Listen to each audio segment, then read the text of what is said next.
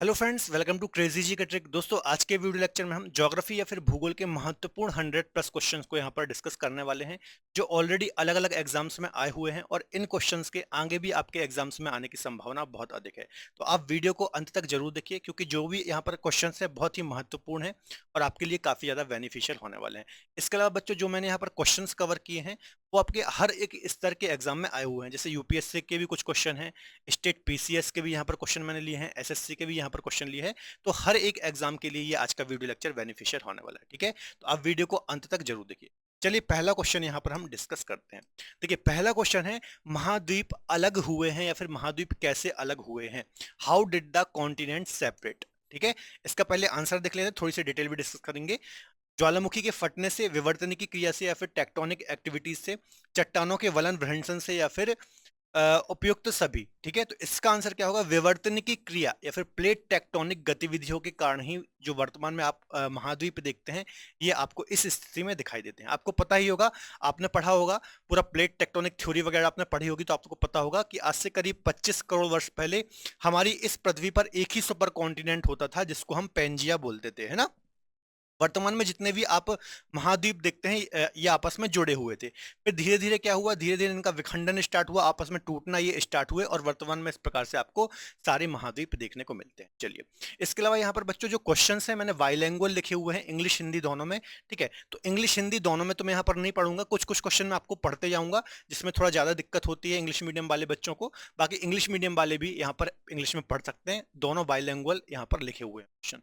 चलिए, अगला क्वेश्चन देख लेते हैं। निम्नलिखित में से कौन सा एक युग्म सही सुमेलित नहीं है? ठीक है, यहां पर कुछ आपको रेलवे जोन दिए गए हैं और उनको आपको मुख्यालय से मैच करना है। ठीक है, तो सुमेलित नहीं है की बात की जा रही है, तो उत्तर पूर्वी रेलवे, ठीक है, नॉर्थ ईस्ट रेलवे बोलेंगे तो गोरखपुर बिल्कुल सही है। दक्षिण पूर्व रेलवे, साउथ ईस्ट रेलवे की बात की जा रही है तो भुवनेश्वर। तो ये रॉन्ग हो जाएगा। जो साउथ ईस्ट रेलवे है बच्चों, इसका मुख्यालय कहाँ है? कोलकाता में है, कोलकाता में है। ठीक है, जबकि पूर्वी रेलवे कोलकाता बिल्कुल सही है। इसके अलावा दक्षिण पूर्व मध्य रेलवे, दक्षिण पूर्व मध्य रेलवे का मुख्यालय कहाँ है? बिलासपुर, तो ये भी बिल्कुल सही है।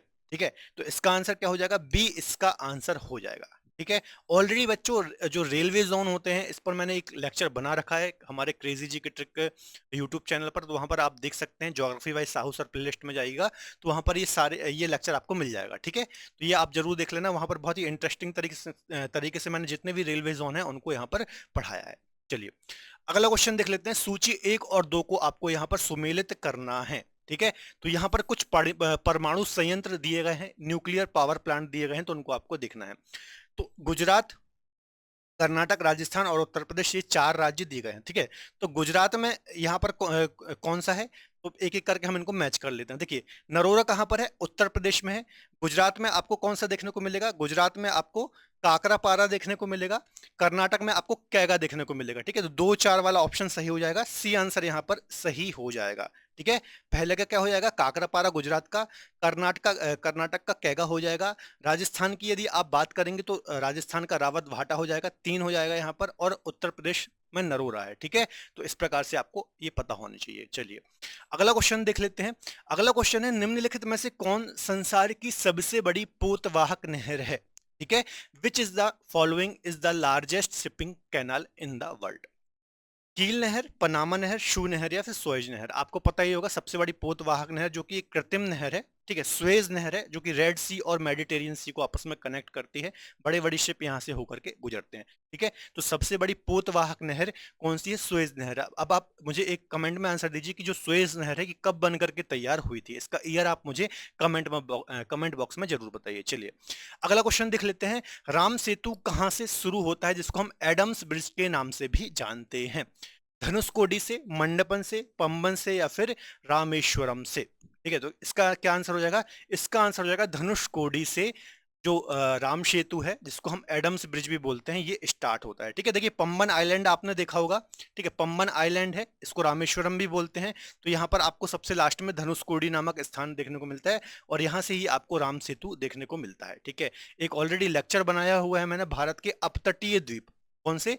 भारत के अपतटीय द्वीप, अपतटीय द्वीप। ठीक है। ऑफशोर आइलैंड्स, ये एक लेक्चर मैंने बनाया है, लेकिन आपको क्रेजी जी का ट्रिक यूट्यूब चैनल पर नहीं मिलेगा। ये आपका जो रूट चैनल है ना, हमारा जो दूसरा चैनल है रूट बाय क्रेजी जी के ट्रिक, तो इस चैनल में आपको ज्योग्राफी वाइज हाउसर में मिल जाएगा। तो उसमें मैंने आपको बहुत सरल तरीके से आपको बताया है कि कौन कौन से अपतटीय द्वीप हैं, कौन कौन से द्वीप हैं। तो वो लेक्चर आप एक बार जरूर देख लीजिए, ठीक है। चलिए अगला क्वेश्चन देख लेते हैं। निम्नलिखित समूहों में से किस एक के समूह देशों में से भूमध्य रेखा गुजरती है? ठीक है, तो इसका आंसर भी देख लेते हैं। देखिए, ब्राजील, जाम्बिया, मलेशिया, तो मलेशिया से तो होकर के नहीं गुजरती। कोलंबिया, केन्या, इसके अलावा इंडोनेशिया। ठीक है, तो कोलंबिया से भी निकलती है, केन्या से भी निकलती है और इंडोनेशिया से भी निकलती है। तो इसका बच्चों बी आंसर ही बिल्कुल सही हो जाएगा कि जो इक्वेटर होती है या फिर भूमध्य रेखा होती है, वो कोलंबिया, केन्या और इंडोनेशिया, इन तीनों देशों से होकर के पास होती है। ठीक है, यहाँ पर मलेशिया नहीं होगा। ठीक है, तो ये बी आंसर ही इसका सही हो जाएगा। एक बार हम सारे देश यहाँ पर डिस्कस कर लेते हैं कि किन किन देशों से होकर के भूमध्य रेखा पास होती है। यहाँ पर देखिए एक मैंने मैप रखा हुआ है, इसमें सारे देश आपको देखने को मिल जाएंगे। सबसे पहले यदि दक्षिण अमेरिका कॉन्टिनेंट की बच्चों हम बात करें, तो यहाँ पर आपको कोलंबिया, इक्वाडोर और ब्राजील, ये तीन देश देखने को मिलते हैं। कोलंबिया, इक्वाडोर और ब्राजील। ठीक है, इसके अलावा यहाँ पर आप देखेंगे तो रिपब्लिक ऑफ कॉन्गो देखने को मिल जाता है। एक साओ टोम प्रिंसिपी, यहाँ पर आप देखेंगे अंध महासागर में साओ टोम प्रिंसिपी नाम का एक देश है, द्वीपीय देश है, ये यहाँ पर देखने को मिल जाएगा। गैबोन है, युगांडा है, सोमालिया है, केन्या है। ठीक है, इसके अलावा डेमोक्रेटिक रिपब्लिक ऑफ कॉन्गो है। ये किसके देश हैं? ये अफ्रीकन कंट्रीज हैं बच्चों सारी। ठीक है, इनको आपको याद रखना है। इसके अलावा यदि आप एशिया कॉन्टिनेंट में चलेंगे, तो सबसे छोटा जो एशिया का द्वीपीय देश है जनसंख्या और क्षेत्रफल के अनुसार, मालदीव। इसके अलावा यहाँ पर इंडोनेशिया और यहाँ पर किरीबाती। तो इतने देशों से होकर के भूमध्य रेखा या इक्वेटर पास होती है। ठीक है, तो इसका आप स्क्रीनशॉट भी ले सकते हैं और आप देख भी सकते हैं। ठीक है, तो ये आप इनको पूरे देश आपको याद होने चाहिए, यहां से क्वेश्चन एग्जाम में आ जाते हैं। ठीक है, चलिए आगे देखते हैं अगला क्वेश्चन। उत्तरी गोलार्ध में वर्ष का सबसे छोटा दिन कौन सा होता है?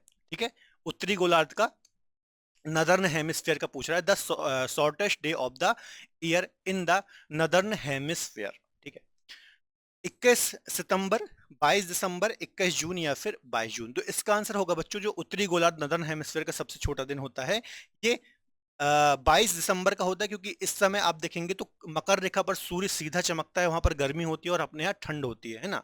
तो यहाँ पर उत्तरी गोलार्ध में सबसे छोटा दिन देखने को मिलता है 22 दिसंबर के दिन। ठीक है, चलिए अगला क्वेश्चन देख लेते हैं। निम्नलिखित में से कौन सा स्थान सुमेलित नहीं है? ठीक है, तो यहाँ पर कुछ हिल स्टेशन दिए गए हैं। विच of the following position is not correctly matched. तो कुछ हिल स्टेशन और स्टेट यहाँ पर दिए गए हैं, आपको बताना है कौन सा हिल स्टेशन किस राज्य में है। तो दार्जिलिंग, ठीक है, पश्चिम बंगाल बिल्कुल सही है। माउंट आबू राजस्थान, ये भी आपको पता होगा, अरावली में है स्थित एक हिल स्टेशन राजस्थान का। कोडाई कनाल तमिलनाडु, ये भी सही है। शिमला उत्तर प्रदेश, तो ये मैच नहीं है बच्चों, जो शिमला है आपको हिमाचल प्रदेश के अंतर्गत देखने को मिलता है। तो इसका आंसर क्या हो जाएगा? डी, इसका आंसर बिल्कुल जाएगा। ठीक है, चलिए सिंपल सा क्वेश्चन था। देखिए एसएससी में आया हुआ क्वेश्चन है, सीएचएसएल और सीजीएल 2016 में ये आया हुआ क्वेश्चन है। अगला क्वेश्चन देख लेते हैं। रिंग ऑफ फायर संबंधित है, ring of fire is associated with. तो रिंग ऑफ फायर क्या है आपको पता ही होगा, प्रशांत परिमेखला भी इसको हम बोलते हैं, प्रशांत महासागर के किनारे किनारे पर ये, इसको हम रिंग ऑफ फायर बोलते हैं। ठीक है, यहाँ पर क्या हो रहा है, बहुत सारी प्लेटों का आपस में अभिसरण हो रहा है, यहाँ पर बहुत सारी प्लेटें आपस में कोलाइड कर रही हैं, इस कारण से यहाँ पर हमें बहुत सारी भूकंपीय घटनाएं, ज्वालामुखी घटनाएं देखने को मिलती है। ठीक है, तो किससे इसका संबंध देख लेते हैं।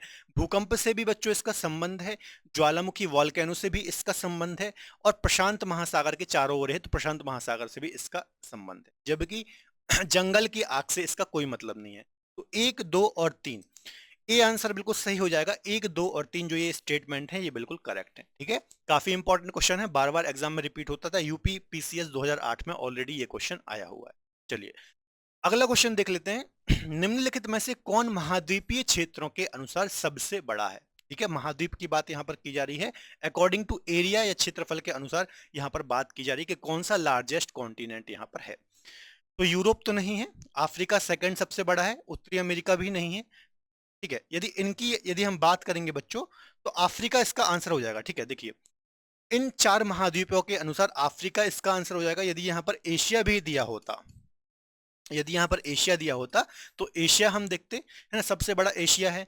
फिर अफ्रीका आता है, फिर north America, south America, Antarctica, Europe और फिर सबसे छोटा ऑस्ट्रेलिया। तो ये क्रम आपको याद रखना है, क्योंकि यहाँ पर एशिया ऑप्शन में नहीं था, इसलिए इसका आंसर क्या होगा, अफ्रीका होगा। ठीक है, चलिए अगले क्वेश्चन को देख लेते हैं।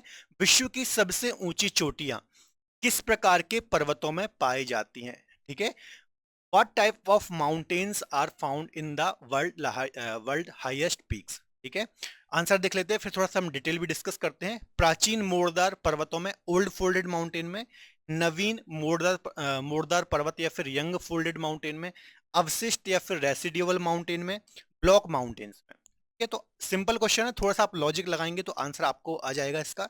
जो नवीन मोड़दार पर्वत होते हैं या फिर यंग फोल्डेड जो माउंटेन होते हैं बच्चों, इस पर आपको विश्व की सबसे ऊंची चोटियां देखने को मिलेंगी।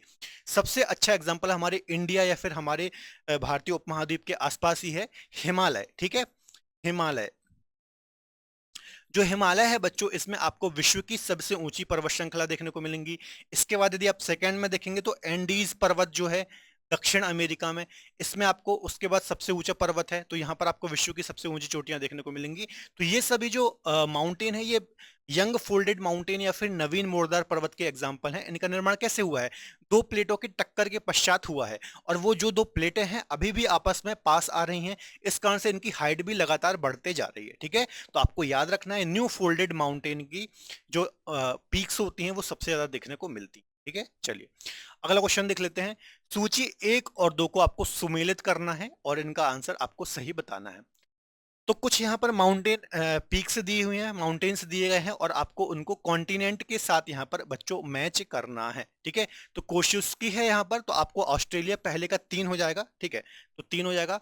McKinley, Elbrus, Kilimanjaro. किलिमंजारो कहाँ पर है, किलिमंजारो अफ्रीका में है। ठीक है, तो ऐसे आप मैच कर लीजिए 3 और 2। ठीक है, ए आंसर बच्चों इसका सही हो जाएगा। ठीक है, सिंपल सा यहाँ पर है, कोशिशुस्की हो जाएगा। मैकिनले उत्तरी अमेरिका की है सबसे ऊंची चोटी यहाँ पर, और एल्ब्रूस को आप देखेंगे तो यूरोप की है, एक पीक है, माउंटेन पीक है। ठीक है, तो 3 4 1 2 ये इसका आंसर हो जाएगा। ठीक है, चलिए अब आप मुझे जल्दी से बता दो कि किलिमंजारो की हाइट कितनी है। ठीक है, अभी एक मेरी सीरीज चल रही है बच्चों, कौन सी सीरीज चल रही है, जो हमारा रूट चैनल है, जो हमारा रूट चैनल है, रूट बाय क्रेजी जी ट्रिक, हमारा सेकेंडरी दूसरा चैनल है, वहां पर मैं आपको विश्व के जो प्रमुख पर्वत हैं, विश्व के जो प्रमुख माउंटेन्स हैं, उनको मैं आपको कॉन्टिनेंट के अकॉर्डिंग पढ़ा रहा हूं। जैसे अफ्रीका के प्रमुख पर्वत, दक्षिण अमेरिका के प्रमुख पर्वत, उत्तरी अमेरिका के प्रमुख पर्वत, यूरोप के प्रमुख पर्वत। तो वो वाला लेक्चर आप जरूर देख लीजिए, उस सीरीज को फॉलो कर लीजिए, है ना। ज्योग्राफी वाइज साउसर वहां पर आपको प्लेलिस्ट मिल जाएगी, तो वहां पर आपको मतलब काफी ज्यादा सहूलियत होगी। बहुत अच्छे से मैं आपको वहां पर ही सारे माउंटेन्स पढ़ा रहा हूँ। चलिए अगला क्वेश्चन देख लेते हैं। जो पर्वत श्रेणी शेष अन्य से भिन्न है, ठीक है, आल्प्स, एंडीज, किलिमंजारो और हिमालय। तो इनमें आपको डिफरेंस देखना है कि कौन सा अलग पर्वत है। ठीक है, तो जितने भी यहाँ पर माउंटेन्स हैं बच्चों, मैक्सिमम न्यू फोल्डेड माउंटेन, नवीन वलित पर्वत का एग्जांपल है ना। एक माउंटेन ऐसा है किलिमंजारो सी। ठीक है, ये एक डेड वॉल्केनो पर्वत है ना, जो कि अफ्रीका की सबसे ऊंची चोटी है। अब जल्दी से मुझे बता दीजिए कमेंट में, किलिमंजारो की ऊंचाई कितनी है, किलिमंजारो की हाइट कितनी है। ये अफ्रीका की सबसे ऊंची चोटी है, तो इसकी हाइट बता दीजिए आप मुझे कमेंट में। तो ये एक डेड वॉल्केनो है, बाकी आपको जो दिख रहे हैं ये न्यू फोल्डेड माउंटेन के एग्जाम्पल हैं। ठीक है, चलिए अगला देख लेते हैं। अगला क्वेश्चन है यहाँ पर, कालाहारी डेजर्ट या फिर कालाहारी मरुस्थल कहाँ पर अवस्थित है। Kalahari desert is located in Botswana, Namibia, Zaire, Zambia. ठीक है, तो पहले दो ऑप्शन बिल्कुल सही हैं, बोत्सवाना और नामीबिया के अंतर्गत आपको देखने को मिलता है, तो सी आंसर बच्चों इसका बिल्कुल सही हो जाएगा। एक ये लेक्चर भी मैंने बना रखा है कि जो विश्व के प्रमुख डेजर्ट हैं, मरुस्थल हैं, ठीक है, डेजर्टिफिकेशन, पूरा का पूरा एक टॉपिक मैंने हमारे क्रेजी जी के ट्रिक यूट्यूब चैनल पर ही बना रखा है। तो आपको इस टॉपिक में यदि कोई भी दिक्कत हो तो वो लेक्चर आप देख सकते हैं। ठीक है, बहुत अच्छे से कॉन्सेप्ट क्लियर हो जाएंगे। तो यहाँ पर देखिए आप यहाँ देखिए, ये नामीबिया है और ये बोत्सवाना है और यहाँ पर साउथ अफ्रीका है। तो इन तीनों देशों में आपको ये जो कालाहारी डेजर्ट है आपको देखने को मिलेगा। चलिए अगला क्वेश्चन देख लेते हैं। अगला क्वेश्चन है बच्चों, निम्नलिखित विकल्पों में से कोयले का सबसे शुद्ध रूप कौन सा है। Which of the following is the purest from the of coal. ठीक है, मतलब सबसे अच्छा जो कोयला होता है, तो उसकी जो ओर होते हैं, अयस्क होते हैं, उसमें से कौन सा सबसे अच्छा होता है। एंथ्रेसाइट, बिटुमिनस, ग्रेफाइट या फिर लकड़ी का कोयला।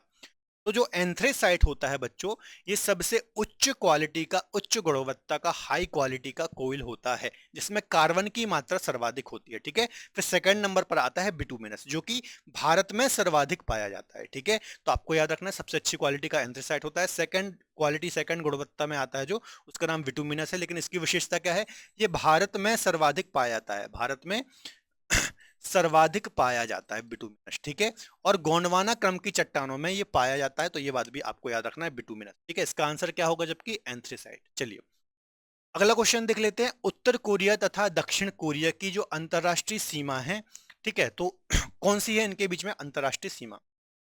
25 डिग्री उत्तरी अक्षांश, 38 डिग्री उत्तरी अक्षांश, 49 डिग्री या फिर 50 डिग्री? तो इसका आंसर हो जाएगा बच्चों 38 डिग्री उत्तरी अक्षांश जो है, ये नॉर्थ कोरिया और साउथ कोरिया के बीच में एक इंटरनेशनल लाइन है। तो ये आपको याद रखना है, काफी महत्वपूर्ण है, यहाँ से कई बार एग्जाम में क्वेश्चन आता है। आरआरबी 2005 में ये क्वेश्चन पूछा गया है। ठीक है, चलिए अब आप मुझे कमेंट में बताइए इनमें से कौन सी लाइन है जो यूएसए और कनाडा के मध्य में है। ठीक है, इसका आप मुझे कमेंट में आंसर दीजिए। यहाँ पर देख लीजिए, ये 38 समांतर रेखा भी इसको हम बोलते हैं। ठीक है, 38 डिग्री समांतर रेखा। यहाँ पर आप ऊपर देखेंगे नॉर्थ कोरिया है और नीचे आपको यहाँ पर साउथ कोरिया देखने को मिलेगा। चलिए अगला क्वेश्चन देख लेते हैं। किस देश को श्वेत हाथियों की भूमि कहा जाता है? Which country is called the land of white elephant? ठीक है, सिंपल सा क्वेश्चन है, कई बार एग्जाम में आया हुआ है। उत्तराखंड पीसीएस 2006 में ये ऑलरेडी क्वेश्चन आया हुआ है। चीन, थाईलैंड, साउथ अफ्रीका या फिर दक्षिण कोरिया? तो जो थाईलैंड है बच्चों, हमारी एशियन कंट्री है एक थाईलैंड, आप जानते ही होंगे। तो इसे श्वेत हाथियों की भूमि कहा जाता है। ठीक है, लैंड ऑफ व्हाइट एलिफेंट इसको हम कहते हैं। चलिए अगला क्वेश्चन है लवणता की दृष्टि से मात्रा जिसमें पाई जाती है, सर्वाधिक मात्रा जिसमें पाई जाती है, सर्वाधिक सैलिनिटी किसमें है? The highest amount of salinity is found in? तो कौन से महासागर, सागर में सर्वाधिक सैलिनिटी पाई जाती है जो ऑप्शन में दिए हुए हैं? प्रशांत महासागर, हिंद महासागर, भूमध्य सागर या फिर मध्य सागर? तो जो डेड सी है बच्चों, है ना, डेड सी है, इजराइल जॉर्डन के बीच में आपको देखने को मिलता है डेड सी। इसमें सर्वाधिक लवणता आपको देखने को मिलती है। ठीक है, एक वॉन लेक भी है एक वॉन लेक है, वॉन झील है। ठीक है, जो कहां पर है, तुर्की में है। इसके बाद सेकंड नंबर आता है मृत सागर या फिर डेड सी। ठीक है, तो यहाँ पर आपको बच्चों सर्वाधिक लवणता देखने को मिलती है। जितने भी सागर महासागर हैं उनसे 10 टाइम आपको यहाँ पर ज्यादा लवणता देखने को मिलेगी, है ना। इसके अलावा मृत सागर की एक और विशेषता ये है कि ये, इसमें सैलिनिटी इतनी ज्यादा है, लवणता इसमें इतनी ज्यादा है, खारापन इसमें इतना ज्यादा है कि यदि आप इसमें जाएंगे, तैरने जाएंगे, तो आप डूबेंगे नहीं इसमें, है ना। मतलब बिना हाथ पैर चलाए, बिना आप तैरे भी इसमें ऊपर फ्लोट करते रहेंगे, तैरते रहेंगे। तो ये इसकी एक विशेषता है, आप जानते ही होंगे। इसराइल और जॉर्डन के मध्य में ये स्थित। चलिए नेक्स्ट क्वेश्चन को देख लेते हैं। नील नाइल नदी निम्नलिखित में से किस झील से निकलती है? नील नदी जो कि विश्व की सबसे लंबी नदी है। अच्छा क्वेश्चन है, बार बार रिपीट होता है। विक्टोरिया झील, सुपीरियर, एडवर्ड या फिर एलवर्ट? तो सिंपल सा क्वेश्चन है, विक्टोरिया झील जो है बच्चों, यहाँ से व्हाइट नील निकलती है। दो प्रमुख नदियों के मिलन से नील नदी बनती है। थोड़ा सा हम इसकी डिटेल देख लेते हैं, काफी इंपॉर्टेंट क्वेश्चन है। देखिए यहाँ पर आपको विक्टोरिया लेक देखने को मिल जाएगी, है ना, विक्टोरिया लेक। तो यहां से आपको बच्चों एक नदी और का ओरिजिन होता है जिसको हम बोलते हैं व्हाइट नील, श्वेत नील, सफेद नील, है ना। और एक और ताना लेक है इथोपिया के अंतर्गत, यहाँ से ब्लू नील का ओरिजिन होता है। ठीक है, जब ये आपस में मिलती हैं तो इसको हम नाइल या फिर नील रिवर बोलते हैं। और यहाँ पर फिर मेडिटेरियन इजिप्ट में मेडिटेरियन जो सागर है वहां पर ये गिरती है डेल्टा बनाते हुए। ठीक है, तो आपको याद रखना है विश्व की सबसे लंबी ये नदी है। इसकी लंबाई कितनी है? तो 6650। ठीक है, 6650, लगभग 6700 किलोमीटर बच्चों इसकी लंबाई है। ठीक है, तो ये पॉइंट भी आपको याद रखना है, इंपॉर्टेंट है। चलिए अगला क्वेश्चन हम यहां पर देख लेते हैं। चंबल नदी के तट पर कौन सा शहर स्थित है? Which city is situated on the banks of river Chambal? Ahmedabad, Ayodhya, Badrinath या फिर कोटा? ठीक है, चंबल के किनारे। तो ये ऊपर के तो तीन है नहीं है, तो कोटा आपको पता होगा। चंबल नदी का ओरिजिन कहां से होता है? मध्य प्रदेश से होता है। फिर ये राजस्थान जाती है। ठीक है, फिर यूपी के पास जाकर के किस में मिलती है? यमुना में मिलती है। और यमुना की सबसे बड़ी सहायक नदी है चंबल नदी।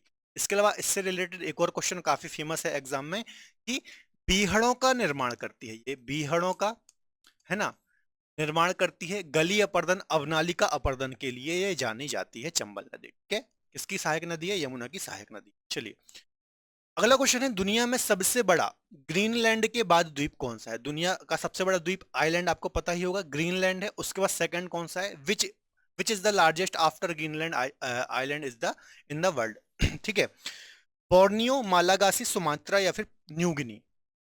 तो जो न्यू गिनिया या फिर न्यू गिनी आइलैंड है बच्चों, है ना, ये आपको ये विश्व का दूसरा सबसे बड़ा आइलैंड या फिर द्वीप है।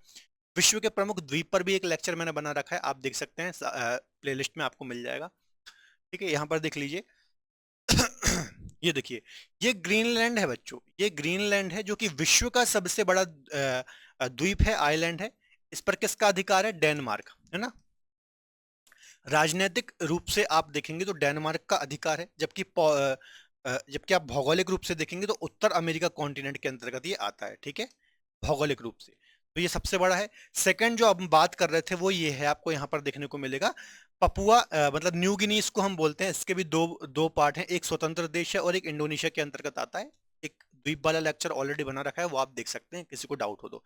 बाकी और भी यहाँ पर बच्चों आइलैंड है, आप देख सकते हैं, स्क्रीनशॉट इसका ले सकते हैं। ठीक है, चलिए अगला क्वेश्चन यहाँ पर हम देख लेते हैं।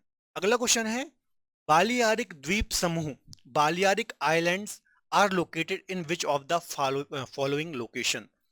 भूमध्य सागर, मेडिटेरियन सी, काला सागर, ब्लैक सी, बाल्टिक सागर, बाल्टिक सी या फिर नॉर्थ सी, उत्तरी सागर?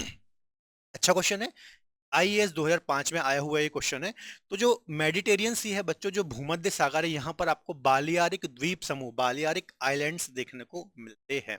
ठीक है, इस पर किसका अधिकार है? तो स्पेन का अधिकार है।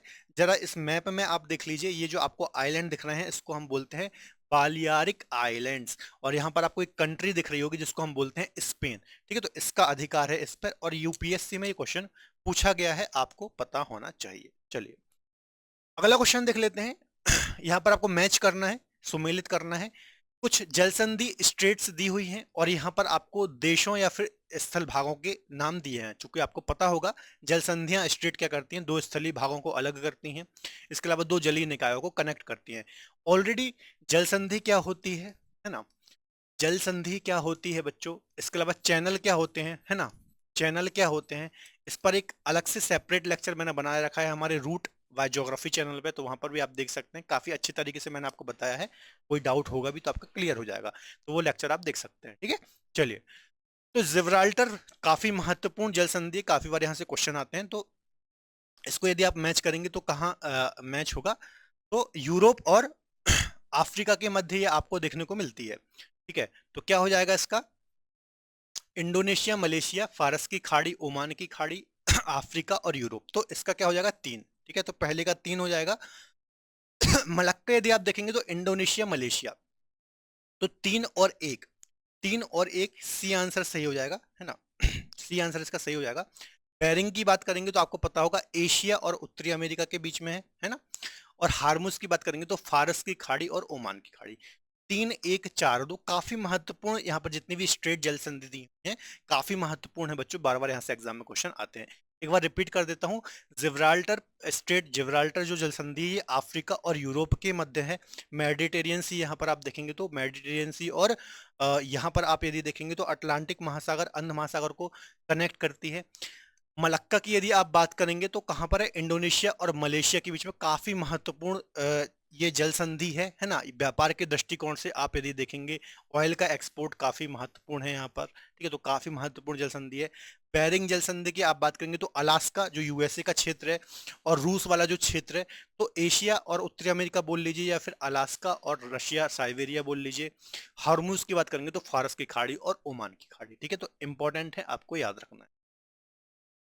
करीवा बांध निर्मित है, करीवा डैम की बात की जा रही है। करीवा डैम इज कंस्ट्रक्टेड इन काफ्यू नदी, जाम्बेजी नदी, इसके अलावा चाम्बेजी नदी, काम्बोपो नदी। तो सिंपल सा क्वेश्चन है, जाम्बेजी नदी, जाम्बिया एक देश का नाम है ना। जाम्बिया, जाम्बिया में बच्चों जाम्बेजी नदी है और इस पर करीवा बांध स्थित है, तो ये आपको याद रखना है, महत्वपूर्ण बांध है। चलिए अगला क्वेश्चन देख लेते हैं। निम्नलिखित में से कौन से वायुमंडल के स्तरों और उनके अभिलक्षणों में सुमेलित है? ठीक है, वायुमंडल की यहाँ पर बात की जा रही है कि किस लेयर में कौन सी घटना यहाँ पर आपको देखने को मिलती है। सबसे पहले है क्षोभ मंडल या फिर ट्रोपोस्फेयर, इसको हम बोलते हैं। तो मौसमी घटनाएं, बिल्कुल सही बात है। समताप मंडल के अंतर्गत ओजोन परत पाई जाती है, बिल्कुल सही बात है। आयन मंडल में आप देखेंगे तो पृथ्वी की सतह से जो रेडियो तरंगें जाती हैं वो परिवर्तित होती हैं, बिल्कुल सही बात है। मध्य मंडल, ये रॉन्ग हो जाएगा, है ना। जो ध्रुवीय ज्योति हैं ये भी आपको आयन मंडल में ऊपरी लेयर में देखने को मिलेंगी, तो ये वाला रॉन्ग हो जाएगा। तो 1, 2 और 3 ये सही हो जाएगा। सी आंसर बच्चों इसका सही हो जाएगा, 1, 2 और 3। इसके ऊपर भी एक लेक्चर ऑलरेडी बना रखा है, स्ट्रक्चर ऑफ वायुमंडल, तो वो भी आप देख सकते हैं, बहुत डिटेल में मैंने आपको वहां पर कॉन्सेप्ट क्लियर किए। चलिए आगे डिस्कस करते हैं अगला क्वेश्चन। अगला क्वेश्चन है बच्चों, गरजती चालीसा, प्रचंड पचासा और चीखता साठा, है ना, ये कुछ टर्म्स हैं, तो ये किस लिए यूज किए जाते हैं? The terms roaring 40, furious 50 and screaming 16। तो ये जो टर्म है किस लिए यूज किए जाते हैं?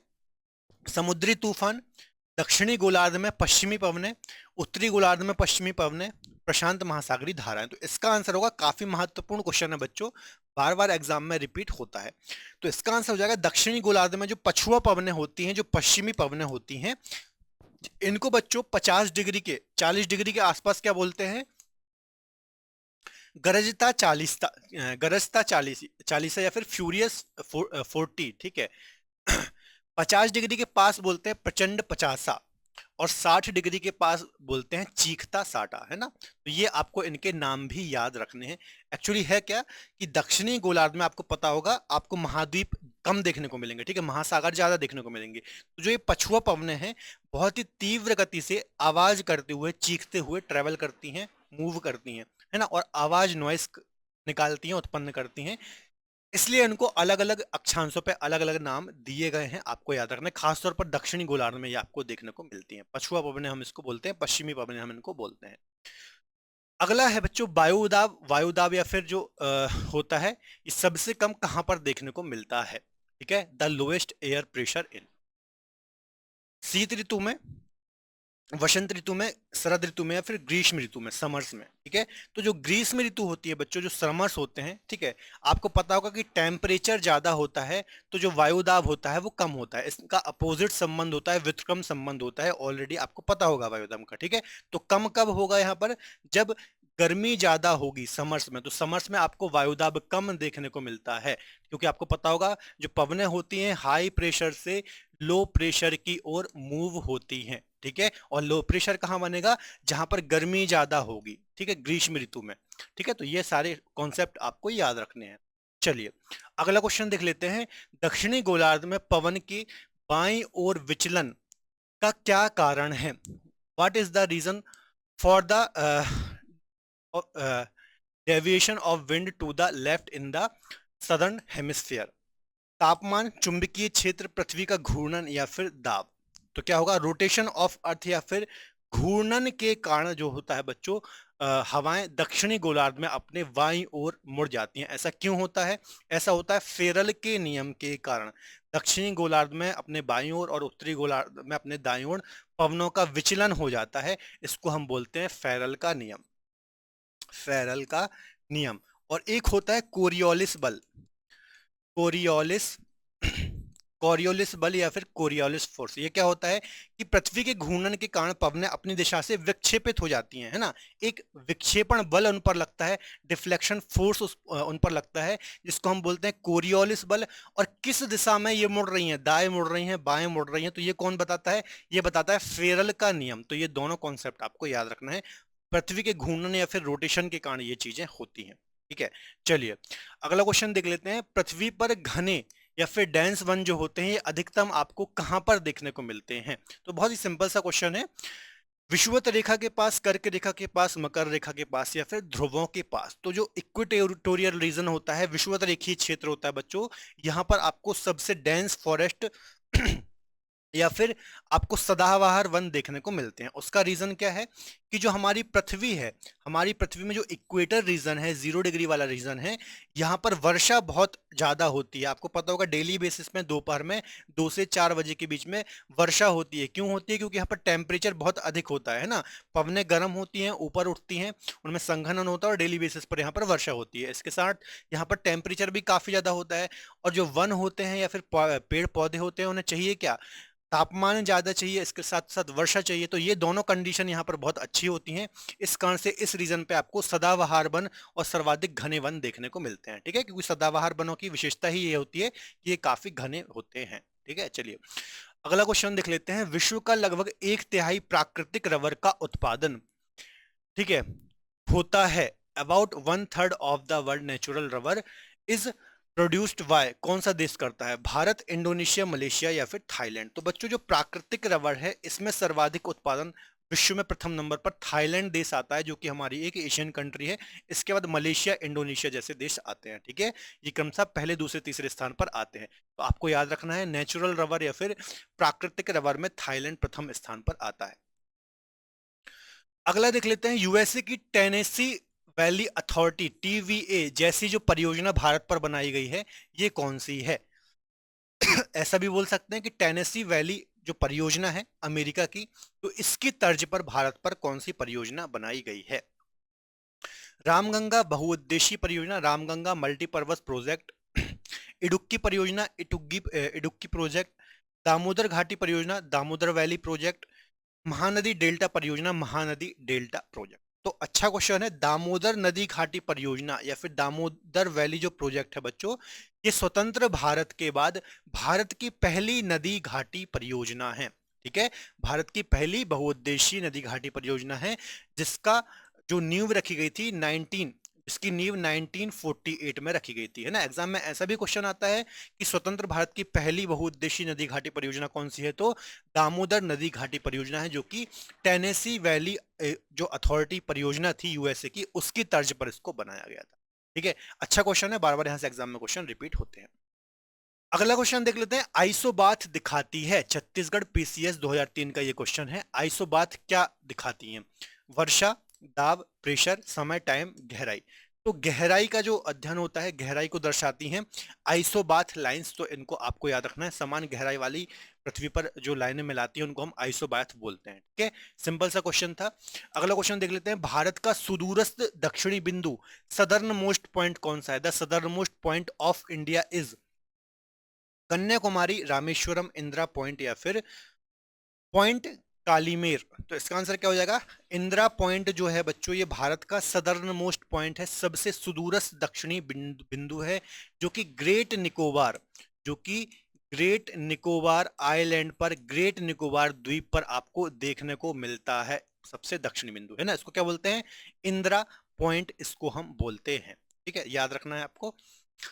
अगला क्वेश्चन है। निम्नलिखित में से किस भारतीय राज्य की सीमाएं भूटान राष्ट्र के साथ नहीं लगती हैं? है ना, भूटान जो हमारे एक नेबर कंट्री है, पड़ोसी देश है, उसके साथ नहीं लगती है। Which of the following Indian state does not share its border with the nation of Bhutan? Sikkim, Meghalaya, Arunachal Pradesh, Paschim Bangal. Simple सा क्वेश्चन है कि सिक्किम की तो लगती है, आपको पता होगा इसका पड़ोसी ही है। मेघालय की नहीं लगती है, इसका आंसर मेघालय हो जाएगा। अरुणाचल प्रदेश की भी लगती है, इसका पड़ोसी आपको देखने को मिल जाएगा। पश्चिम बंगाल भी ऊपर तक एक्सटेंडेड है। थोड़ा सा मैप में देख लेते हैं, आपको अच्छे से क्लैरिटी आ जाएगी। ठीक है, यहां पर देखिए, ये जो आपको देश दिख रहा है, इसको हम बोलते हैं भूटान, है ना। भूटान एक पर्वतीय नगर है, पूर्णतः हिमालय पे बसा हुआ है। देखिए, ये वेस्ट बंगाल है, ये पूरा वेस्ट बंगाल है, नीचे से ये ऊपर तक आता है, इससे इसकी बाउंड्री लग रही है। ये सिक्किम है, इससे इसकी बाउंड्री लग रही है। इसके अलावा ये अरुणाचल प्रदेश है। तो ये तीन ऑप्शन में थे, तो इन तीनों की तो बाउंड्री लग रही है, लेकिन जो मेघालय है, इसकी बॉर्डर नॉर्थ ईस्ट के राज्यों में सिर्फ असम से लगती है। ठीक है, तो असम से इसकी बाउंड्री लगती है, भूटान से इसकी बाउंड्री नहीं लगती है। ठीक है, इसके अलावा ऑप्शन के एक्स्ट्रा यदि आप देखेंगे तो असम की भी बॉर्डर भूटान से लगती है। ठीक है, तो बच्चों जो नॉर्थ ईस्ट स्टेट है ना, यहाँ पर आपको एग्जाम में मैपिंग से बहुत क्वेश्चन देखने को मिलते हैं। ठीक है, तो आप एक ऑलरेडी भारत का सामान्य परिचय, जो इंट्रोडक्शन ऑफ इंडिया, जो पहला टॉपिक होता है इंडियन ज्योग्राफी का, उस पर भी मैंने एक लेक्चर बना रखा है, geography wise Sahu sir playlist में मिल जाएगा। वहां पर सारी चीजें मैंने आपको पढ़ा रखी हैं, तो वो लेक्चर भी आप फॉलो कर सकते हैं। ठीक है, तो ये आपको याद रखना है। चलिए अगला क्वेश्चन देख लेते हैं। अगला क्वेश्चन है, भारत को कितने प्राकृतिक प्रदेशों में बांटा गया है? India is divided into how many natural region? ठीक है, कितने भू आकृतिक प्रदेशों में बांटा गया है? फिजिकल डिवीजन कितने पार्ट में किया गया है? भौगोलिक विभाजन कितने पार्ट में किया गया है? तो 9 में तो नहीं किया गया है। ऑप्शन के अकॉर्डिंग 6 बच्चों इसका सही हो जाएगा, 7 भी नहीं होगा और 8 भी नहीं होगा। कहीं कहीं आपको 5 मिलता है, कहीं कहीं 4 भी मिलता है, लेकिन अकॉर्डिंग टू एनसीईआरटी, ठीक है, 6 आंसर इसका सही होगा। कौन कौन से 6 भागों में हम भारत का फिजिकल डिवीजन करते हैं? एक तो नॉर्थ और नॉर्थ ईस्ट की जो माउंटेन रेंज है ना, जिसमें हम हिमालय को स्टडी करते हैं, वो पढ़ते हैं। दूसरे में हम नदर्न प्लेन को पढ़ते हैं, उत्तर का विशाल मैदान पढ़ते हैं। अगला हम क्या पढ़ते हैं? पेनिनसुलर प्लेट्यू पढ़ते हैं, प्रायद्वीपीय पठार को हम स्टडी करते हैं। फिर हम पढ़ते हैं कोस्टल प्लेन, तटीय मैदान को हम स्टडी करते हैं। फिर हम बच्चों इसके बाद पढ़ते हैं विश्व के जो प्रमुख आइलैंड्स हैं, मतलब विश्व के बोल रहा हूँ, सॉरी, भारत के जो प्रमुख आइलैंड है, खासतौर पर अंडमान निकोबार लक्षद्वीप, उनको हम पढ़ते हैं। और भारत का जो मरुस्थलीय क्षेत्र है, डेजर्ट एरिया है, थार मरुस्थल, तो इन 6 भागों को हम भारत के भू आकृतिक प्रदेशों में या फिर फिजिकल डिवीजन में पढ़ते हैं। चलिए अगला क्वेश्चन देख लेते हैं। महाभारत श्रेणी का एक्सटेंशन कहां पर पाया जाता है? महाभारत श्रेणी कहां पर पाई जाती है? ठीक है, यहां पर इंग्लिश में थोड़ा सा गड़बड़ हो गया है, यहां पर महाभारत कर लेना आप, महाभारत, ठीक है, ये आप देख लेना। चलिए, ठीक है, यहां पर पीर पंजाल नहीं है, महाभारत पूछ रहा है आपको। ठीक है, ऑप्शन देख लेते हैं। अरुणाचल प्रदेश, जम्मू कश्मीर, नेपाल या फिर उत्तराखंड। तो बच्चों महाभारत श्रेणी का विस्तार आपको नेपाल, जो हमारा नेबर कंट्री है, पड़ोसी देश है, यहां पर आपको महाभारत श्रेणी देखने को मिलती है। ठीक है, और पीर पंजाल की यदि आप बात करेंगे तो पीर पंजाल आपको जम्मू कश्मीर में देखने को मिलती है। तो यदि इंग्लिश वाले बच्चे भी पढ़ रहे हैं तो इंग्लिश वालों के अनुसार जम्मू कश्मीर आंसर हो जाएगा, और हिंदी में जो क्वेश्चन लिखा है महाभारत श्रेणी, ये नेपाल में है। ठीक है, कंफ्यूज नहीं होना है आपको। अब जो ये महाभारत और बच्चों पीर पंजाल श्रेणी है ना, ये कहां पर आती है? तो ये मिडिल हिमालय का हिस्सा है, मध्य हिमालय या फिर मिडिल हिमालय का हिस्सा है, आपको पता होना चाहिए। जैसे देखिए, आप हिमालय को जब स्टडी करते हैं ना, तो हिमालय में आपको क्या देखने को मिलता है? हिमालय में आपको 3 रेंज देखने को मिलती है। जो हमारा मेन हिमालय प्रदेश है, उसमें आपको महान हिमालय, मध्य हिमालय और शिवालिक इस प्रकार से देखने को मिलती है। तो ग्रेटर हिमालय तो हो गया, लेकिन जो मिडिल हिमालय है ना, मिडिल हिमालय असतत अवस्था में पाया जाता है। बहुत सारी छोटी छोटी रेंजेस उसमें पाई जाती है, जैसे पीर पंजाल हो गई, धौला दोहरा हो गई, महाभारत हो गई, मसूरी हो गई, है ना। तो जैसे पीर पंजाल जम्मू कश्मीर में है, मसूरी आपको उत्तराखंड रीजन में आपको देखने को मिलेगी, जो नेपाल में है वो आपको कौन सी? महाभारत श्रेणी देखने को मिलेगी। ठीक है, तो ये सब मिडिल हिमालय या फिर मध्य हिमालय का एक्सटेंशन है, आपको पता होना चाहिए। चलिए अगले क्वेश्चन को हम डिस्कस कर लेते हैं। निम्नलिखित में से कौन रेजिडुअल पर्वत का एग्जाम्पल है? Which among of the following is an example of a residual mountain? ठीक है, अच्छा क्वेश्चन है। हिमालय, किलिमंजारो, एटना या फिर अरावली? तो इसका आंसर हो जाएगा बच्चों जो अरावली है। ठीक है, ये रेसिड्यूअल या फिर अवशिष्ट पर्वत का एग्जाम्पल है। हिंदी में इसको हम बोलते हैं अवशिष्ट पर्वत। अवशिष्ट पर्वत हिंदी में भी आपको पता होना चाहिए, इंग्लिश में भी आपको पता होना चाहिए। जबकि हिमालय की आप बात करेंगे तो ये न्यू फोल्डेड माउंटेन का एग्जांपल है, नवीन वलित पर्वत का एग्जांपल है। थोड़ी देर पहले भी एक क्वेश्चन आया था, उसमें मैंने आपको बताया था।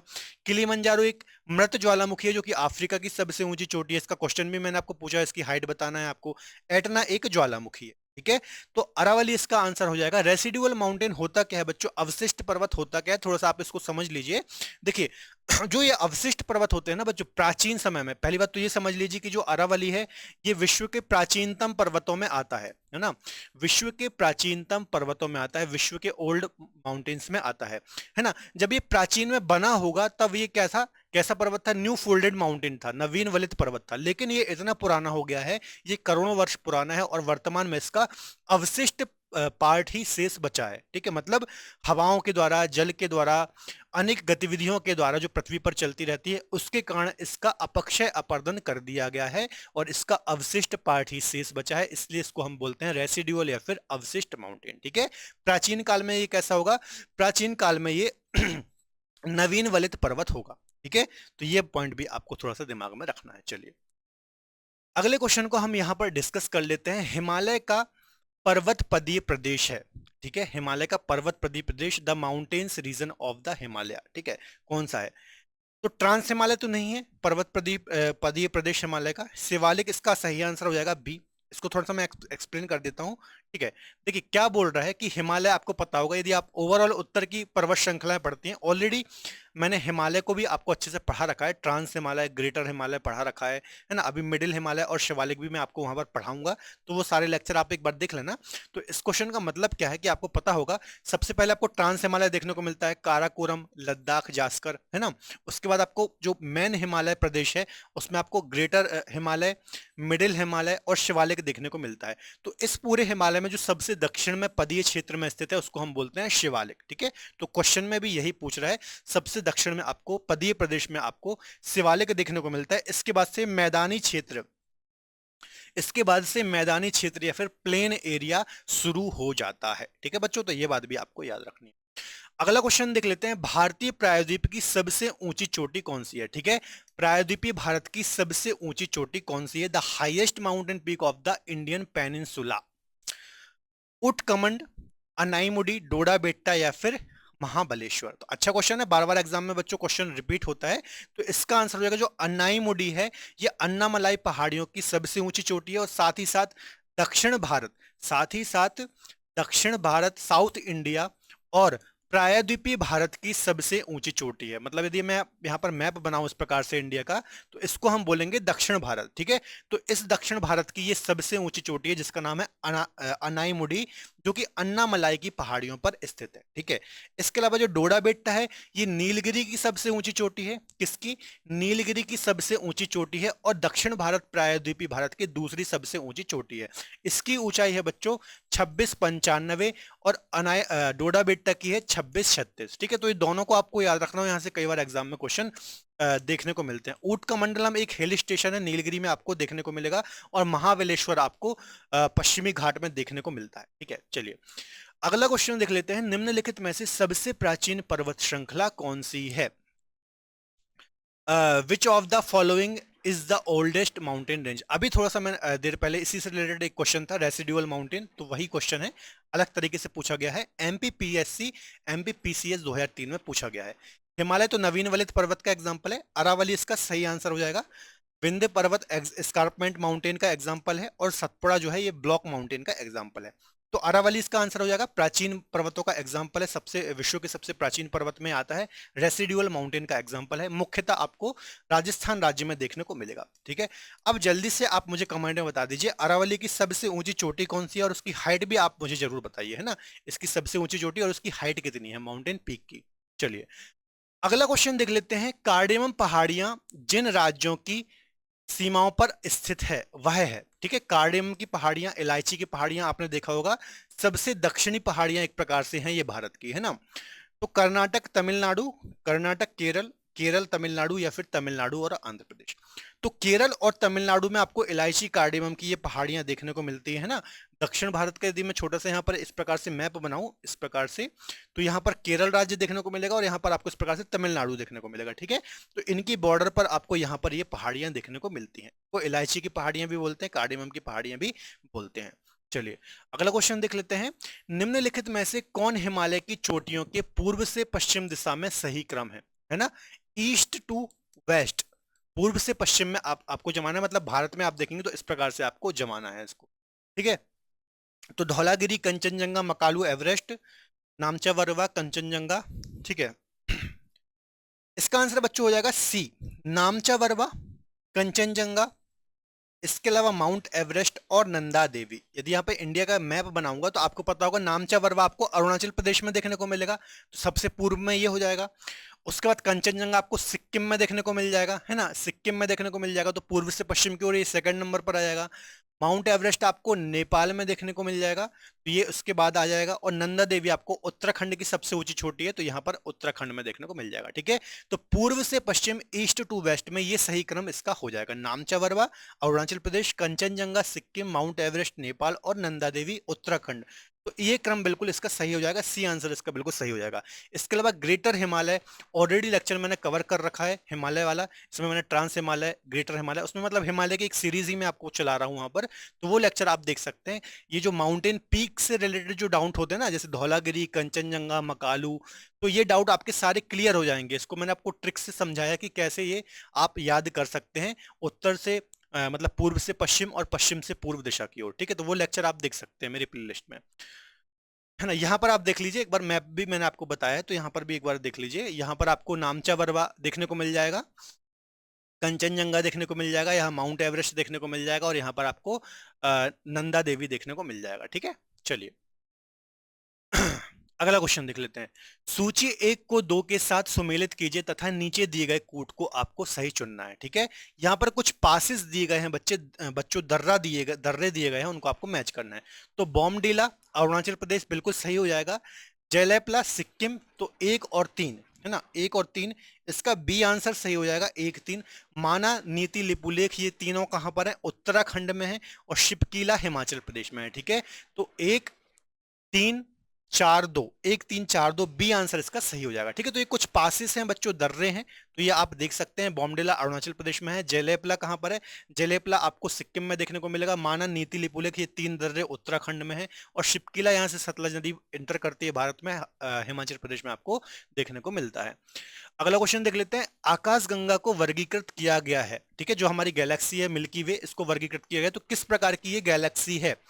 सर्पिलाकार, स्पाइरल, विद्युत गैलेक्सी, अनियमित, इरेगुलर, गोलाकार, राउंड शेप में। तो इसका आंसर हो जाएगा सर्पिलाकार, है ना। स्पाइरल शेप में या फिर सर्पिलाकार है हमारी आकाशगंगा या गैलेक्सी, जिसको हम मिल्की वे बोलते हैं। थोड़ा सा हम देख लेते हैं डिटेल। देखिए यहाँ पर आप देख लीजिए, कुछ गैलेक्सी जितनी भी होती हैं हमारी यूनिवर्स में, तो किस किस टाइप की होती हैं।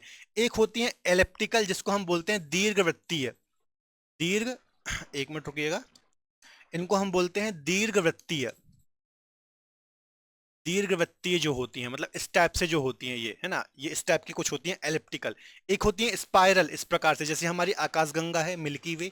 एक होती है इरेगुलर, जिसका कोई नियमित शेप नहीं होता, अनियमित आकार की होती है। तो मुख्यतः ये 3 प्रकार की आकाशगंगाएं होती हैं हमारी यूनिवर्स में, है ना। तो ये आपको पता होना चाहिए। चलिए आगे बात करते हैं। अगला क्वेश्चन है बच्चों, अगला क्वेश्चन यहाँ पर है, निम्नलिखित में से कौन सा सौर मंडल का भाग नहीं है, सोलर सिस्टम का? विच of the following is not a part of solar system, ठीक है। बीपीएससी 2011 में ऑलरेडी ये क्वेश्चन आया है। तो क्षुद्र ग्रह तो हमारी सोलर सिस्टम का हिस्सा है, आपको पता होगा। मंगल और बृहस्पति के बीच में ये अनियमित कक्षा में चक्कर लगाते हैं। धूमकेतु, कॉमेट्स भी हमारे सोलर सिस्टम का ही हिस्सा है ना, सौरमंडल में घूमते रहते हैं। ग्रह या फिर प्लैनेट, 8 प्लैनेट या फिर ग्रह हैं, जिसमें से एक पृथ्वी भी है, तो ये भी सोलर सिस्टम का हिस्सा है। जबकि जो निहारिका है, यहाँ पर क्या होता है, यहाँ पर तारे बनते हैं, धूल, गैसें, ये सारी चीजें पाई जाती हैं, है ना, तारों का जन्म होता है। तो निहारिका ब्रह्मांड का हिस्सा है, ना कि सोलर सिस्टम का, ठीक है। तो निहारिका, नेबुला इसका सही आंसर हो जाएगा। चलिए अगला क्वेश्चन है, पृथ्वी का निकटतम ग्रह कौन सा है? Which is the nearest planet to the earth? Shukra, Venus, Budh, Mercury इसको हम बोलते हैं, मार्स, मंगल, बृहस्पति, जुपिटर। तो जुपिटर सबसे बड़ा ग्रह है, ठीक है। इसका आंसर क्या हो जाएगा? जो शुक्र है बच्चों, वीनस है, ये पृथ्वी के सबसे नजदीक स्थित ग्रह है, इसे पृथ्वी का भागनी ग्रह भी कहते हैं। इसके साथ साथ पूरे सोलर सिस्टम का सबसे चमकीला ग्रह भी कौन सा है? शुक्र या फिर वीनस ही है, आपको याद रखना है, ठीक है। अगला क्वेश्चन देख लेते हैं, भारत की सबसे लंबी झील कौन सी है ना। विच is the longest lake in India? Bharat की सबसे लंबी, अच्छा क्वेश्चन है। ऑलरेडी भारत की झीलों पर भी एक लेक्चर मैंने बना रखा है हमारे रूट चैनल पर, वहां पर आप देख सकते हैं। Pangong lake, Pulicat lake, Kolleru lake या फिर बेम्बनाद लेक। तो केरल में स्थित बेम्बनाद लेक बच्चों भारत की सबसे लंबी लंबी लेक है, जो कि केरल में स्थित है, आपको पता होना चाहिए। ऑलरेडी इस पर एक लेक्चर बना रखा है, आप वहां पर देख सकते हैं, ठीक है। अगला क्वेश्चन देख लेते हैं, मानव ने चंद्रमा पर अपना पहला कदम कब रखा था? When did human first step on the moon? ठीक है, सिंपल सा क्वेश्चन है, आपको पता होगा। नील आर्मस्ट्रांग, जो कि अमेरिका यूएसए के नागरिक थे, 1969 में इन्होंने मानव पर पहली बार चंद्रमा पर या फिर मून पर अपना कदम रखा था, ठीक है। सीडीएस 2011 में ऑलरेडी ये क्वेश्चन आया हुआ है, कई बार यहां से एग्जाम में क्वेश्चन आता है, ठीक है। अगला क्वेश्चन है, भारत में कितने राज्य तट रेखा से लगे हुए हैं? How many states share a coast line in India? ठीक है, 7, 8, 9 या फिर 10। तो इसका आंसर हो जाएगा सी। जो 9 स्टेट हैं भारत के, ये कोस्ट लाइन या फिर भारत की तट रेखा से लगते हैं। आरआरबी कोलकाता में एग्जाम में क्वेश्चन आया हुआ है, आपको पता होना चाहिए। जल्दी से कमेंट में आंसर दे दीजिए कितने राज्य भारत की तट रेखा से लगते हैं, ठीक है। चलिए चलिए अगले क्वेश्चन को डिस्कस करने से पहले थोड़ा सा मैं आपको अपडेट दे दूं।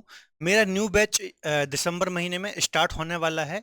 हमारी क्रेजी जी के ट्रिक की एप्लीकेशन पर, जहां पर आप मुझसे इंडियन ज्योग्राफी पढ़ सकते हैं ना। दिसंबर में स्टार्ट हो रहा है फर्स्ट वीक में। इसके अलावा वर्ल्ड ज्योग्राफी का कोर्स भी लगभग 20 दिसंबर से मेरा स्टार्ट हो रहा है, तो वहां पर आप एनरोल कर सकते हैं, विजिट कर सकते हैं, बाकी की डिटेल आप वहां पर देख सकते हैं।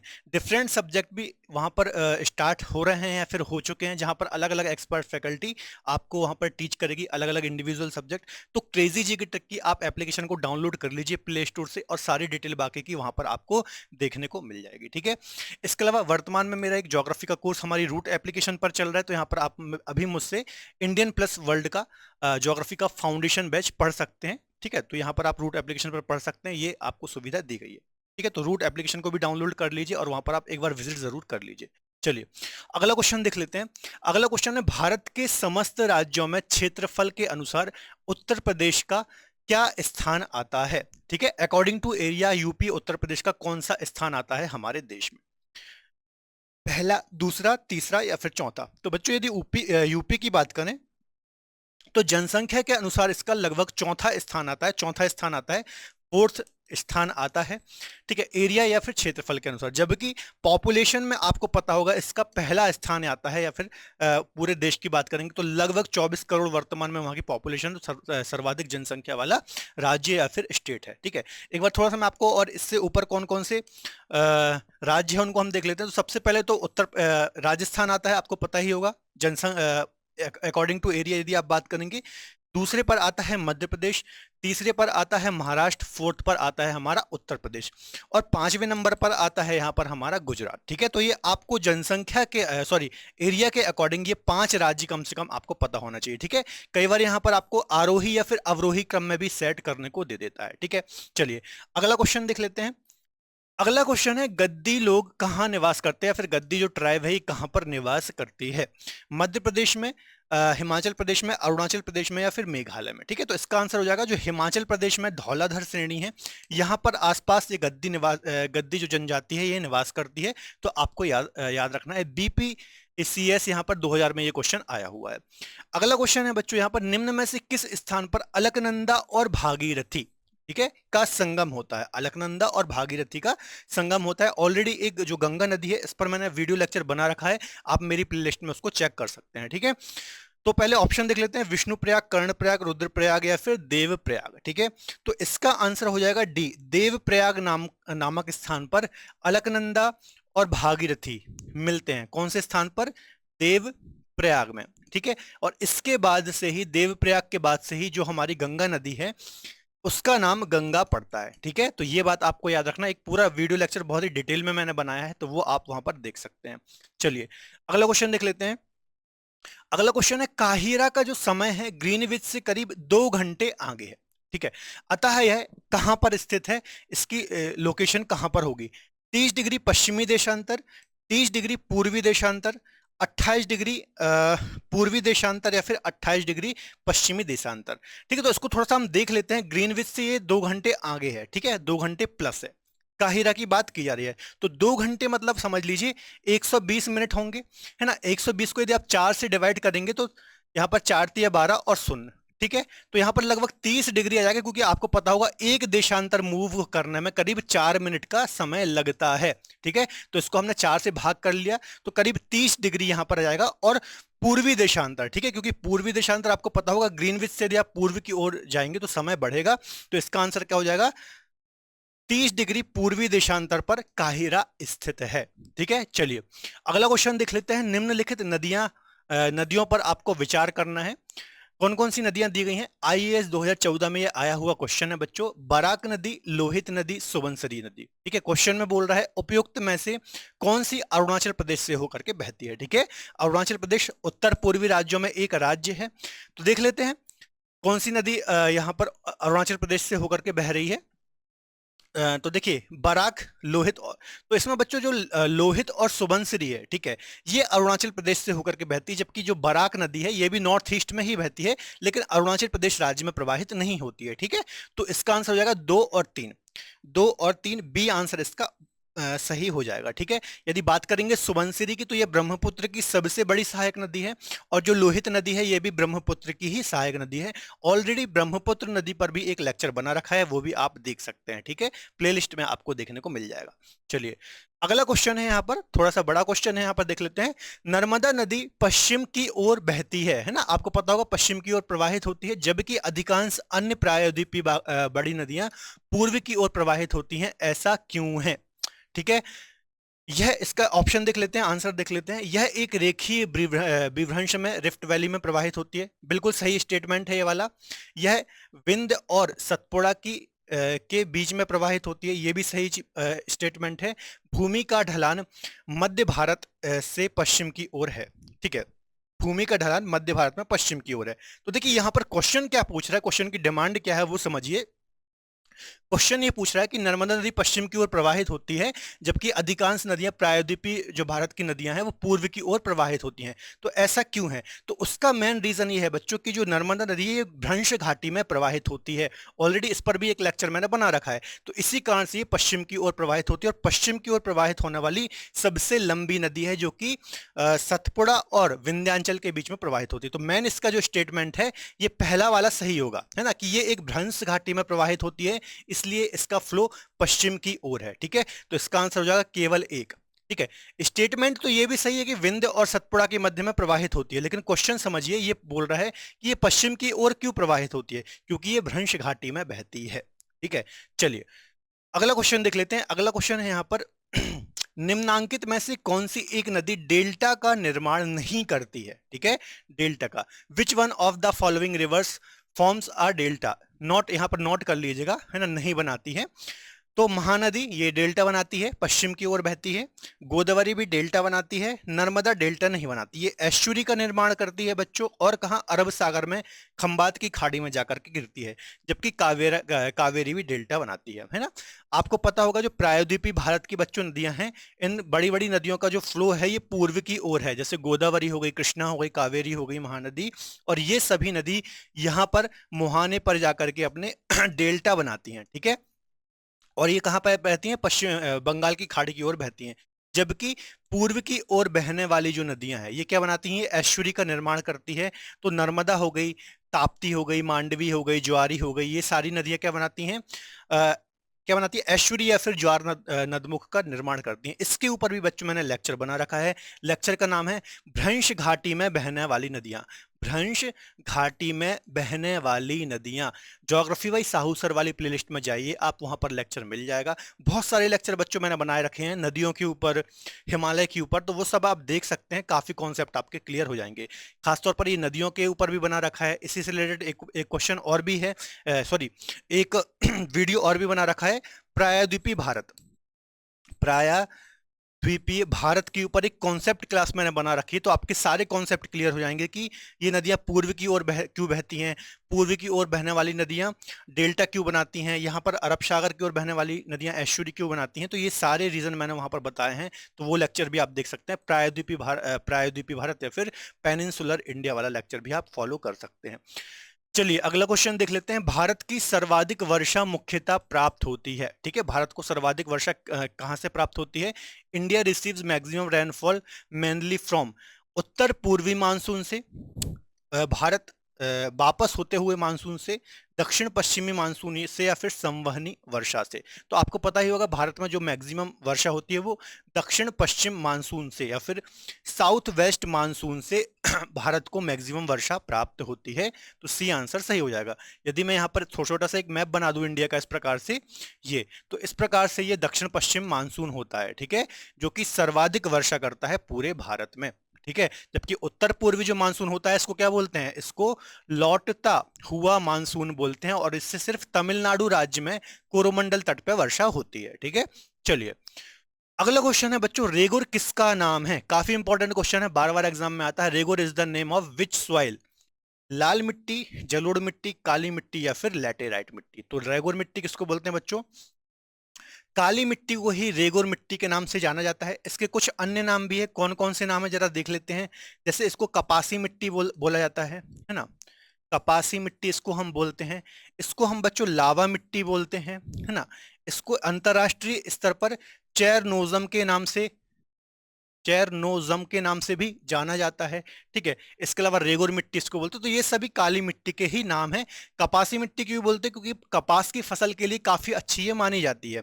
लावा मिट्टी इसको क्यों बोलते हैं? क्योंकि इसका जो निर्माण होता है लावा के द्वारा निर्मित जो बेसाल चट्टानें होती हैं उसके अपक्षय अपरदन से ही इसका निर्माण होता है, और अंतरराष्ट्रीय स्तर पर इसको चेरनोजम बोलते हैं। ठीक है, तो यहां से भी क्वेश्चन आ जाते हैं, ये भी आपको सारी डिटेल पता होनी चाहिए। अगला क्वेश्चन देख लेते हैं। हरिके बैराज इंदिरा गांधी नहर का जल स्रोत है, निम्नलिखित में से किन नदियों के संगम पर स्थित है? हरिके बैराज एक प्रकार का डैम बनाया गया है, आपको पता होगा। तो किन नदियों के संगम पर ये स्थित है? ऑप्शन देख लेते हैं। रावी, ब्यास, झेलम, चेनाब, चेनाब सतलज, या फिर ब्यास और सतलज। ठीक है, तो ब्यास और सतलज के संगम पर बच्चों, है ना, ब्यास और सतलज के संगम पर, जहां पर सतलज और ब्यास नदी आपस में मिलती हैं, तो यहां पर एक बैराज, एक डैम बनाया गया है हरिके नामक स्थान पर, जिसको हम बोलते हैं हरिके बैराज। कपूरथला पंजाब के पास इसको बनाया गया है। और यहां से ही भारत की सबसे लंबी नहर, जिसको हम बोलते हैं इंदिरा गांधी नहर, है ना, लगभग 650 किलोमीटर इसकी लंबाई है, इसको निकाला गया है, जिससे राजस्थान के मरुस्थलीय क्षेत्र में, जहां पर कम वर्षा होती है, वहां पर सिंचाई की जाती है, पेयजल की व्यवस्था की जाती है। ठीक है, तो हरिके जो डैम है या फिर बैराज है, ये यहाँ से इंदिरा गांधी नहर निकाली गई है, जो कि ब्यास और सतलज पे ब्यास और सतलज के संगम पर कपूरथला पंजाब नामक स्थान पर बनाया गया है। ठीक है, चलिए अगला क्वेश्चन देख लेते हैं। इंद्रधनुषीय क्रांति का संबंध है, ठीक है, इंद्रधनुषीय क्रांति की बात हो रही है यहाँ पर। हरित क्रांति से बिल्कुल सही है। श्वेत क्रांति, नीली क्रांति। तो बच्चों इसका आंसर हो जाएगा उपयुक्त सभी से रिलेटेड है इंद्रधनुषीय क्रांति। ये आपको पता ही होगा, जनरल सा सिंपल सा एक क्वेश्चन है। अगला क्वेश्चन है, विश्व में हरित क्रांति के जनक हैं the father of green revolution in the world. ठीक है, Norman Borlaug, M S Swaminathan, G S Khush, या फिर वीपी पॉल। तो सिंपल सा क्वेश्चन है और इंपॉर्टेंट क्वेश्चन है। जो नॉर्मल ई वॉरलॉग है ना, ये विश्व स्तर पर या फिर वैश्विक स्तर पर हरित क्रांति के ग्रीन रिवॉल्यूशन के फादर या फिर जनक कहे जाते हैं।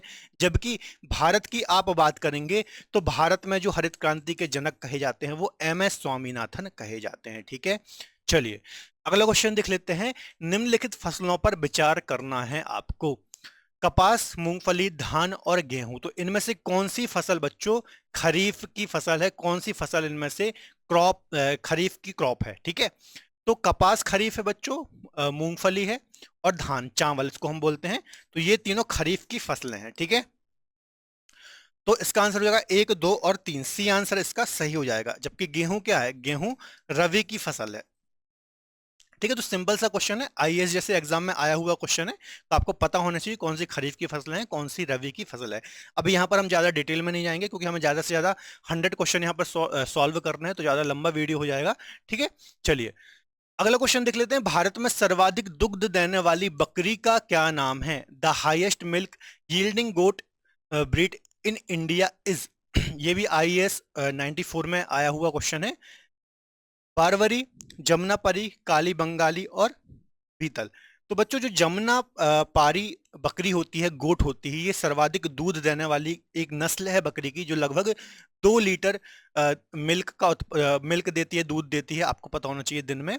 इसके अलावा पूरे हमारे भारतीय उपमहाद्वीप में ये पाई जाती है। ठीक है, चलिए ये देखिए कुछ इस प्रकार की दिखती है ये बकरी, आप देख सकते हैं। ठीक है, जमुना पारी इसको हम बोलते हैं। अगला क्वेश्चन देख लेते हैं। संगमरमर क्या है?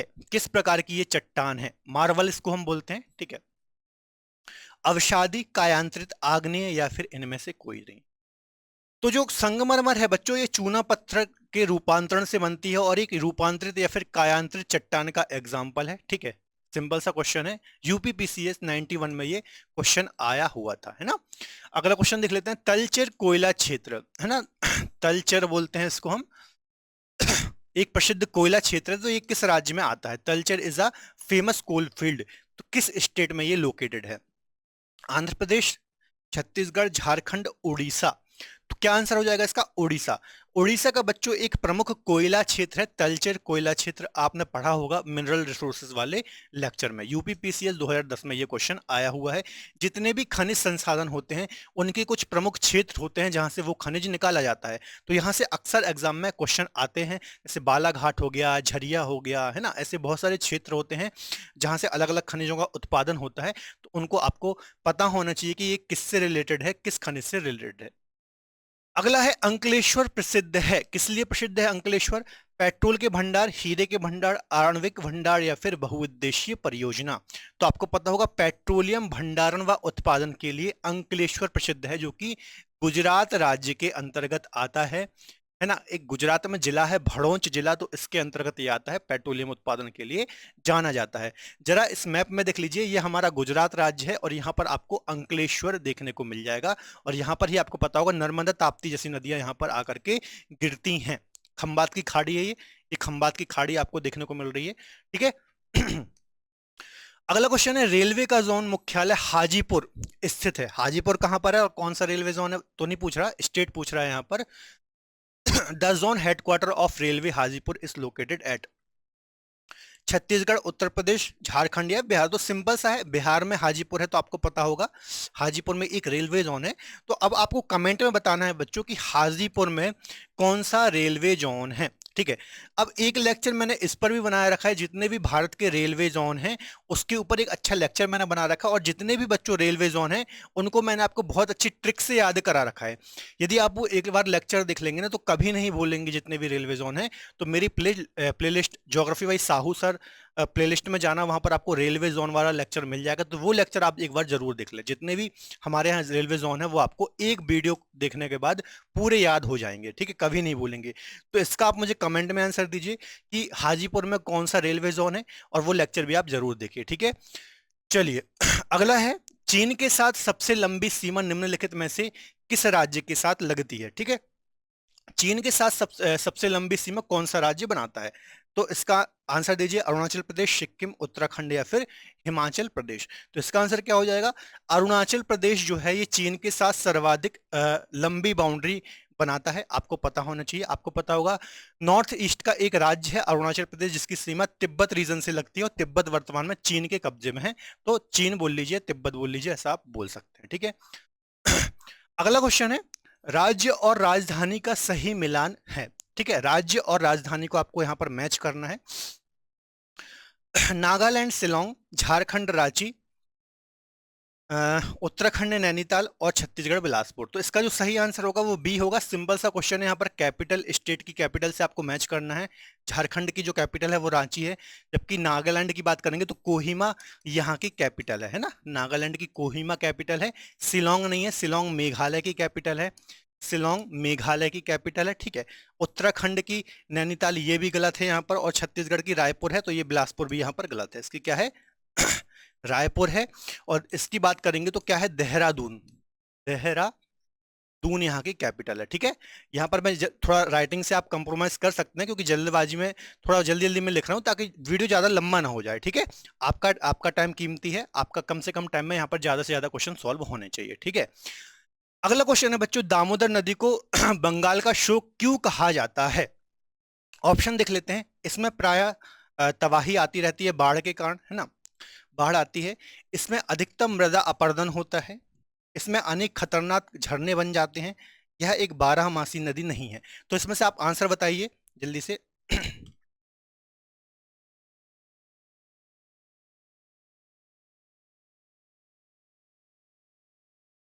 ठीक है, चलिए तो इसको देख लेते हैं हम।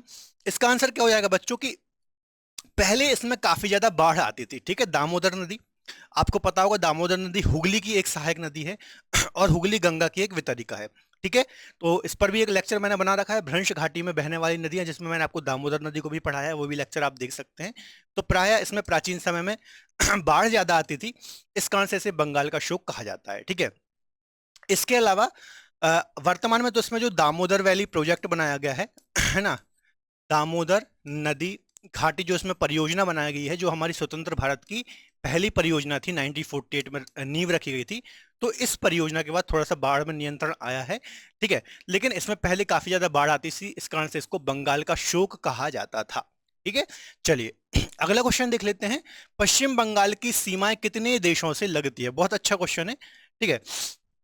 तो इसका देख लेते हैं कितने देशों से पूछ रहा है, ठीक है, राज्य नहीं पूछ रहा है, देश पूछ रहा है। एक, दो, तीन, तो इसका सही आंसर हो जाएगा बच्चों तीन। तीन देशों से पश्चिम बंगाल की बाउंड्री लगती है। एक बार जरा आप यहां पर मैप में देख लीजिए, है ना। एक यहां पर आपको देश मिलेगा भूटान, देखिए। एक यहां पर देश मिलेगा भूटान, एक यहां पर देश है नेपाल, और एक यहां पर बच्चों देश है बांग्लादेश, ठीक है। तो इन तीन देशों से पश्चिम बंगाल की बॉर्डर लगती है।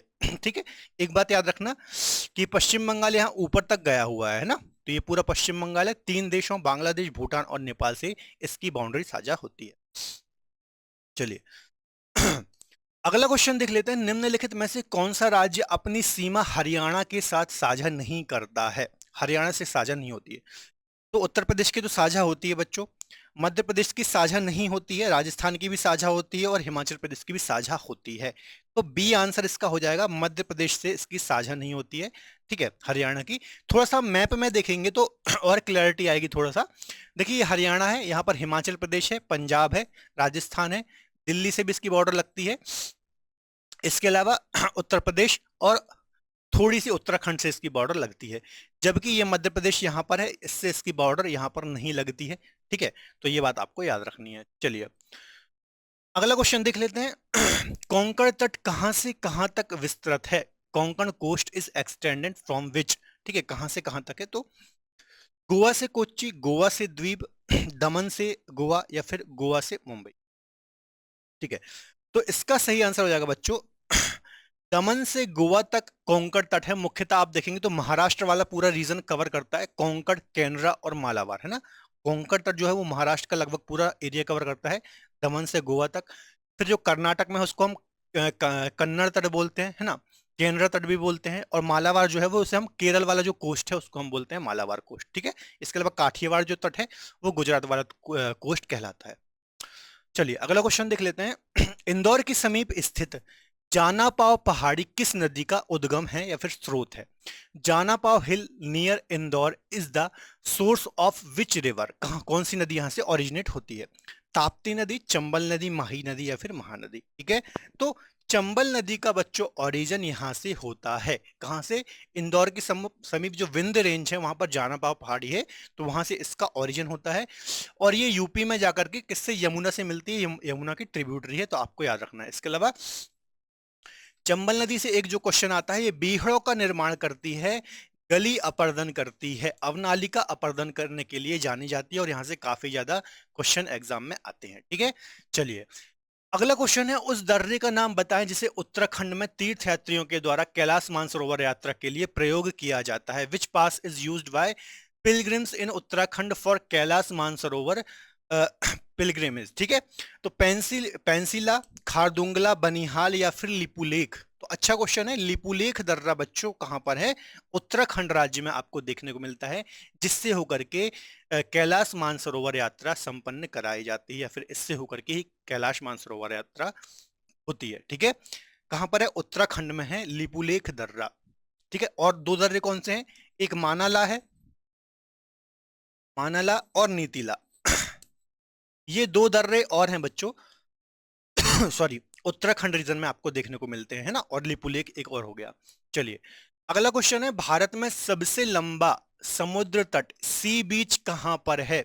ठीक है, भारत में सबसे लंबा लॉन्गेस्ट बीच, चापोरा तट, दीव तट, अक्सा तट, या फिर मरीना तट? तो आपको पता ही होगा चेन्नई तमिलनाडु में जो मरीना तट है, ये बच्चों सबसे लंबा तट है। कई बार यहाँ से एग्जाम में क्वेश्चन आया हुआ है, पूछा हुआ है, ठीक है। तो आपको पता ही होगा कि ये सबसे लंबा बीच है, लगभग यहाँ पर आप देखेंगे तो 12 किलोमीटर ये लगभग लंबा है ना। सबसे लंबा बीच है, आपको याद रखना, चेन्नई तमिलनाडु के अंतर्गत आता है, ठीक है। अगला क्वेश्चन देख लेते हैं, माउंट एवरेस्ट नाम किसके नाम पर रखा गया है? जो माउंट एवरेस्ट 88 मीटर जिसकी हाइट है, जो कि विश्व की सबसे ऊंची माउंटेन पीक है, तो इसका जो नाम रखा गया है माउंट एवरेस्ट, तो ये किसके नाम पर रखा गया है? Mount Everest is named after हुम अमंग द फॉलोइंग? इंग्लैंड के सम्राट के नाम पर? तो नहीं, ये तो गलत होगा। शिखर पर चढ़ने वाले पर्वतारोही के नाम पर? जी नहीं। एक ब्रिटिश भूगोलवेत्ता और महासर्वेक्षक के नाम पर? ठीक है, तो ये बिल्कुल सही हो जाएगा बच्चों। एक ब्रिटिश भूगोलवेत्ता और सर्वेक्षक थे, इनके नाम पर ही इसका नाम माउंट एवरेस्ट रखा गया है। ठीक है, अगला वाला ऑप्शन भी नहीं होगा। अब मुझे आप कमेंट में बताइए कि सबसे पहले जो चढ़ाई की थी माउंट एवरेस्ट पर, उनका नाम आप मुझे कमेंट बॉक्स में जरूर बताइए। ठीक है, इसके अलावा जो ये महासर्वेक्षक थे, भूगोलवेत्ता थे, इनका आप पूरा नाम मुझे कमेंट में जरूर बताइए। ठीक है, मैं आपको अभी नहीं बता रहा हूं, आपको कमेंट बॉक्स में इसका आंसर देना है, और मैं सबके कमेंट पढ़ूंगा। ठीक है, और कोशिश करूंगा रिप्लाई भी करूं आपके सारे कमेंट्स के। ठीक है, चलिए अगला क्वेश्चन है, निम्नलिखित में से कौन सा राजस्थान का मरुस्थलीय जिला नहीं है? अच्छा क्वेश्चन है कि कौन सा जिला मरुस्थल में नहीं है। Which of the following is not a desert district of Rajasthan? Kota पहला ही ऑप्शन सही हो जाएगा कि कोटा जो है ये मरुस्थलीय क्षेत्र में नहीं है, ये पूर्वी दक्षिण पूर्वी आप एक प्रकार से देखा जाए तो राजस्थान के अंतर्गत आता है। अभी हम मैप में लोकेशन देखेंगे इनकी, जबकि बाड़मेर, जैसलमेर और चूरू ये तीनों कैसे हैं? मरुस्थलीय क्षेत्र में स्थित जिले हैं। जरा देख लीजिए इनके जिले। देखिए, कोटा आपको यहाँ कहीं पे देखने को मिलता है। ठीक है, यहाँ कहीं आपको कोटा देखने को मिलेगा। यहाँ पर देख लीजिए, ये कोटा देखिए, यहाँ पर मध्य प्रदेश की बॉर्डर के पास देखने को मिल रहा है, मतलब मध्य प्रदेश के आसपास देखने को मिलता है। जबकि बाड़मेर, चूरू, है ना, जैसलमेर, बीकानेर, जो गंगानगर, ये सब आपको पश्चिमी जो राजस्थान है पूरा आपको पता होगा कि रेगिस्तानी मरुस्थलीय क्षेत्र है। ठीक है, तो बाकी के ये तीन जिले जो ऑप्शन में थे बाड़मेर, जैसलमेर और चूरू, बाड़मेर, जैसलमेर, बाड़मेर ये है, जैसलमेर ये है और चूरू ये है, तो ये पश्चिमी राजस्थान के अंतर्गत आते हैं और मरुस्थलीय क्षेत्र का हिस्सा है। ठीक है, चलिए अगला क्वेश्चन देख लेते हैं बच्चों। तिस्ता और दिहांग, तिस्ता और दिहांग नदियों के बीच आने वाले हिमालय के भाग को खालिस्तान हिमालय कहा जाता है। ठीक है, the part of Himalayas lying between Teesta and Dihang reverse is called? कौन सा हिमालय बोलते हैं? ऑलरेडी इस पर मैंने एक लेक्चर बना रखा है, हिमालय का प्रादेशिक वर्गीकरण, प्रादेशिक वर्गीकरण या फिर रीजनल डिवीजन, इस पर भी एक लेक्चर बना रखा है, पूरी हिमालय की सीरीज बना रखी है, वो आप देख सकते हैं, है ना। नेपाल हिमालय, कश्मीर हिमालय, असम हिमालय या फिर जम्मू हिमालय? तो इसका बच्चों सही आंसर हो जाएगा असम हिमालय, पूर्वांचल हिमालय भी इसको हम बोलते हैं। तो असम हिमालय जो है ये तिस्ता और दिहांग के मध्य वाले हिमालय को कहा जाता है। ऑलरेडी एक लेक्चर बना रखा है, वो लेक्चर आप फॉलो कर सकते हैं हमारा। ठीक है, चलिए अगला क्वेश्चन है, अंडमान निकोबार द्वीप में गद्दीदार चोटी सैडल पीक कहां पर स्थित है? सैडल पीक किस पर्टिकुलर आइलैंड में स्थित है? In which region the paddle peak, है ना, यहाँ पर सैडल पीक होगा, सैडल पीक। ठीक है, लोकेटेड इन अंडमान और निकोबार आइलैंड, ग्रेट निकोबार, मध्य निकोबार, लिटिल निकोबार या फिर नॉर्थ अंडमान? तो इसका आंसर हो जाएगा बच्चों उत्तरी अंडमान या फिर नॉर्थ अंडमान के अंतर्गत आपको ये चोटी देखने को मिलती है, जिसको हम बोलते हैं सैडल पीक, जो कि यहाँ की सबसे ऊंची चोटी है उत्तराखंड की। अब आपको कमेंट में इसकी हाइट बतानी है मुझे। ठीक है, इसकी हाइट बतानी है। इसके ऊपर भी एक लेक्चर बना रखा है, लेकिन आपको क्रेजी जी ट्रिक यूट्यूब चैनल पे नहीं मिलेगा। जो हमारा दूसरा चैनल है रूट, है ना, वहां पर आपको मेरी ज्योग्राफी बाई साहू सर वाली प्लेलिस्ट में मिल जाएगा, जिसमें मैंने पूरे अंडमान निकोबार आइलैंड को बहुत ही अच्छे से समझाया है, डिटेल में एक एक आइलैंड उसका डिटेल में समझाया है, तो वो लेक्चर आप देख सकते हैं। ठीक है, अब सैडल पीक की हाइट आप मुझे कमेंट में बताइए, मैं आपके कमेंट पढ़ूंगा और आपके रिप्लाई करूंगा। चलिए अगला क्वेश्चन है, लक्षद्वीप में लगभग कितने द्वीप समूह हैं, कितने द्वीप हैं यहाँ पर? ठीक है, हाउ मैनी आइलैंड, मतलब यहाँ पर कितने आइलैंड हैं? तो 17, 27, 36 या फिर 47। तो लगभग बच्चों यहाँ पर 36 आइलैंड आपको देखने को मिलते हैं। आपको पता होगा भारत में दो द्वीप समूह हैं, एक तो अरब सागर में स्थित और एक तो बंगाल की खाड़ी में स्थित। बंगाल की खाड़ी में जो स्थित है उसको हम अंडमान निकोबार आइलैंड बोलते हैं, और जो अरब सागर में स्थित है उसको हम क्या बोलते हैं? उसको हम लक्षद्वीप बोलते हैं। ठीक है, चलिए अगला क्वेश्चन है, सतपुड़ा पर्वत श्रृंखला ताप्ती तथा इन नदी के बीच में स्थित है। ठीक है, सतपुड़ा की बात की जा रही है, तो नर्मदा, चंबल, बेतवा या फिर गंगा? अच्छा क्वेश्चन है, नर्मदा और ताप्ती के बीच में सतपुड़ा स्थित है। ठीक है, सतपुड़ा रेंज आपको पता होगा दक्षिणी मध्य प्रदेश में स्थित है, और इसी पर्वत से दोनों नदियां निकलती है। इसके पूर्वी एक्सटेंशन जो मेकाल रेंज है, यहां से बच्चों निकलती है अमरकंटक से नर्मदा, और यहां पर जो बैतूल मुल्ताई है यहां से निकलती है ताप्ती। तो ताप्ती और नर्मदा के बीच में सतपुड़ा रेंज स्थित है। ठीक है, ठीक है, तो सिंपल सा क्वेश्चन है, ऑलरेडी इस पर भी लेक्चर है, आप देख सकते हैं मेरा। अगला है, भारत का वह सबसे ऊंचा जलप्रपात या फिर झरना कौन सा है जिसकी ऊंचाई लगभग 1493 फीट है, 1493 फीट है। तो इसका आंसर आपको बताना है, ठीक है। तो कुंचिकल पहला ऑप्शन ही इसका सही हो जाएगा बच्चों। लगभग 455 मीटर इसकी हाइट है। कितनी? 455 मीटर, या फिर फिट में देखेंगे तो 1493 मीटर। कर्नाटक में बराही नदी पर यह स्थित है ना। कर्नाटक में वराही नदी पर यह स्थित है। जलप्रपात पर भी मेरा लेक्चर है, आप देख सकते हैं हमारे रूट चैनल पर।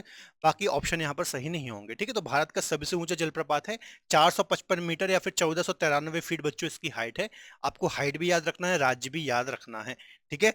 चलिए, अगला है यहाँ पर, निम्नलिखित में से कौन सही सुमेलित नहीं है, ठीक है। Which of the following is not correctly matched? Loktak झील मणिपुर बिल्कुल सही है। सांवर झील राजस्थान बिल्कुल सही बात है। लोनार झील महाराष्ट्र, ठीक है। जबकि हुसैन सागर ये गलत हो जाएगा, ठीक है। हुसैन सागर झील आपको तेलंगाना में देखने को मिलती है, एक कृत्रिम झील है। जबकि लोकटक मणिपुर में स्थित है। सांवर झील सबसे सर्वाधिक लवणता या फिर सर्वाधिक खारेपन वाली झील राजस्थान में है। लोनार झील उल्का पिंड के टकराने के पश्चात महाराष्ट्र में एक झील है, ठीक है। तो ये सारे आपको याद होने चाहिए। चलिए, अगला है यहाँ पर, किस नदी को नर्मदा की हैंडमेड के रूप में भी जाना जाता है, ठीक है। किस नदी को नर्मदा की हैंडमेड के रूप में जाना जाता है? साबरमती, लूनी, माही या फिर ताप्ती, ठीक है। तो इसका आंसर हो जाएगा बच्चों डी। जो ताप्ती नदी है इसे नर्मदा की हैंडमेड के रूप में भी जाना जाता है, आपको पता होना चाहिए। एसएससी CHSL 2019 में ये क्वेश्चन आया हुआ है।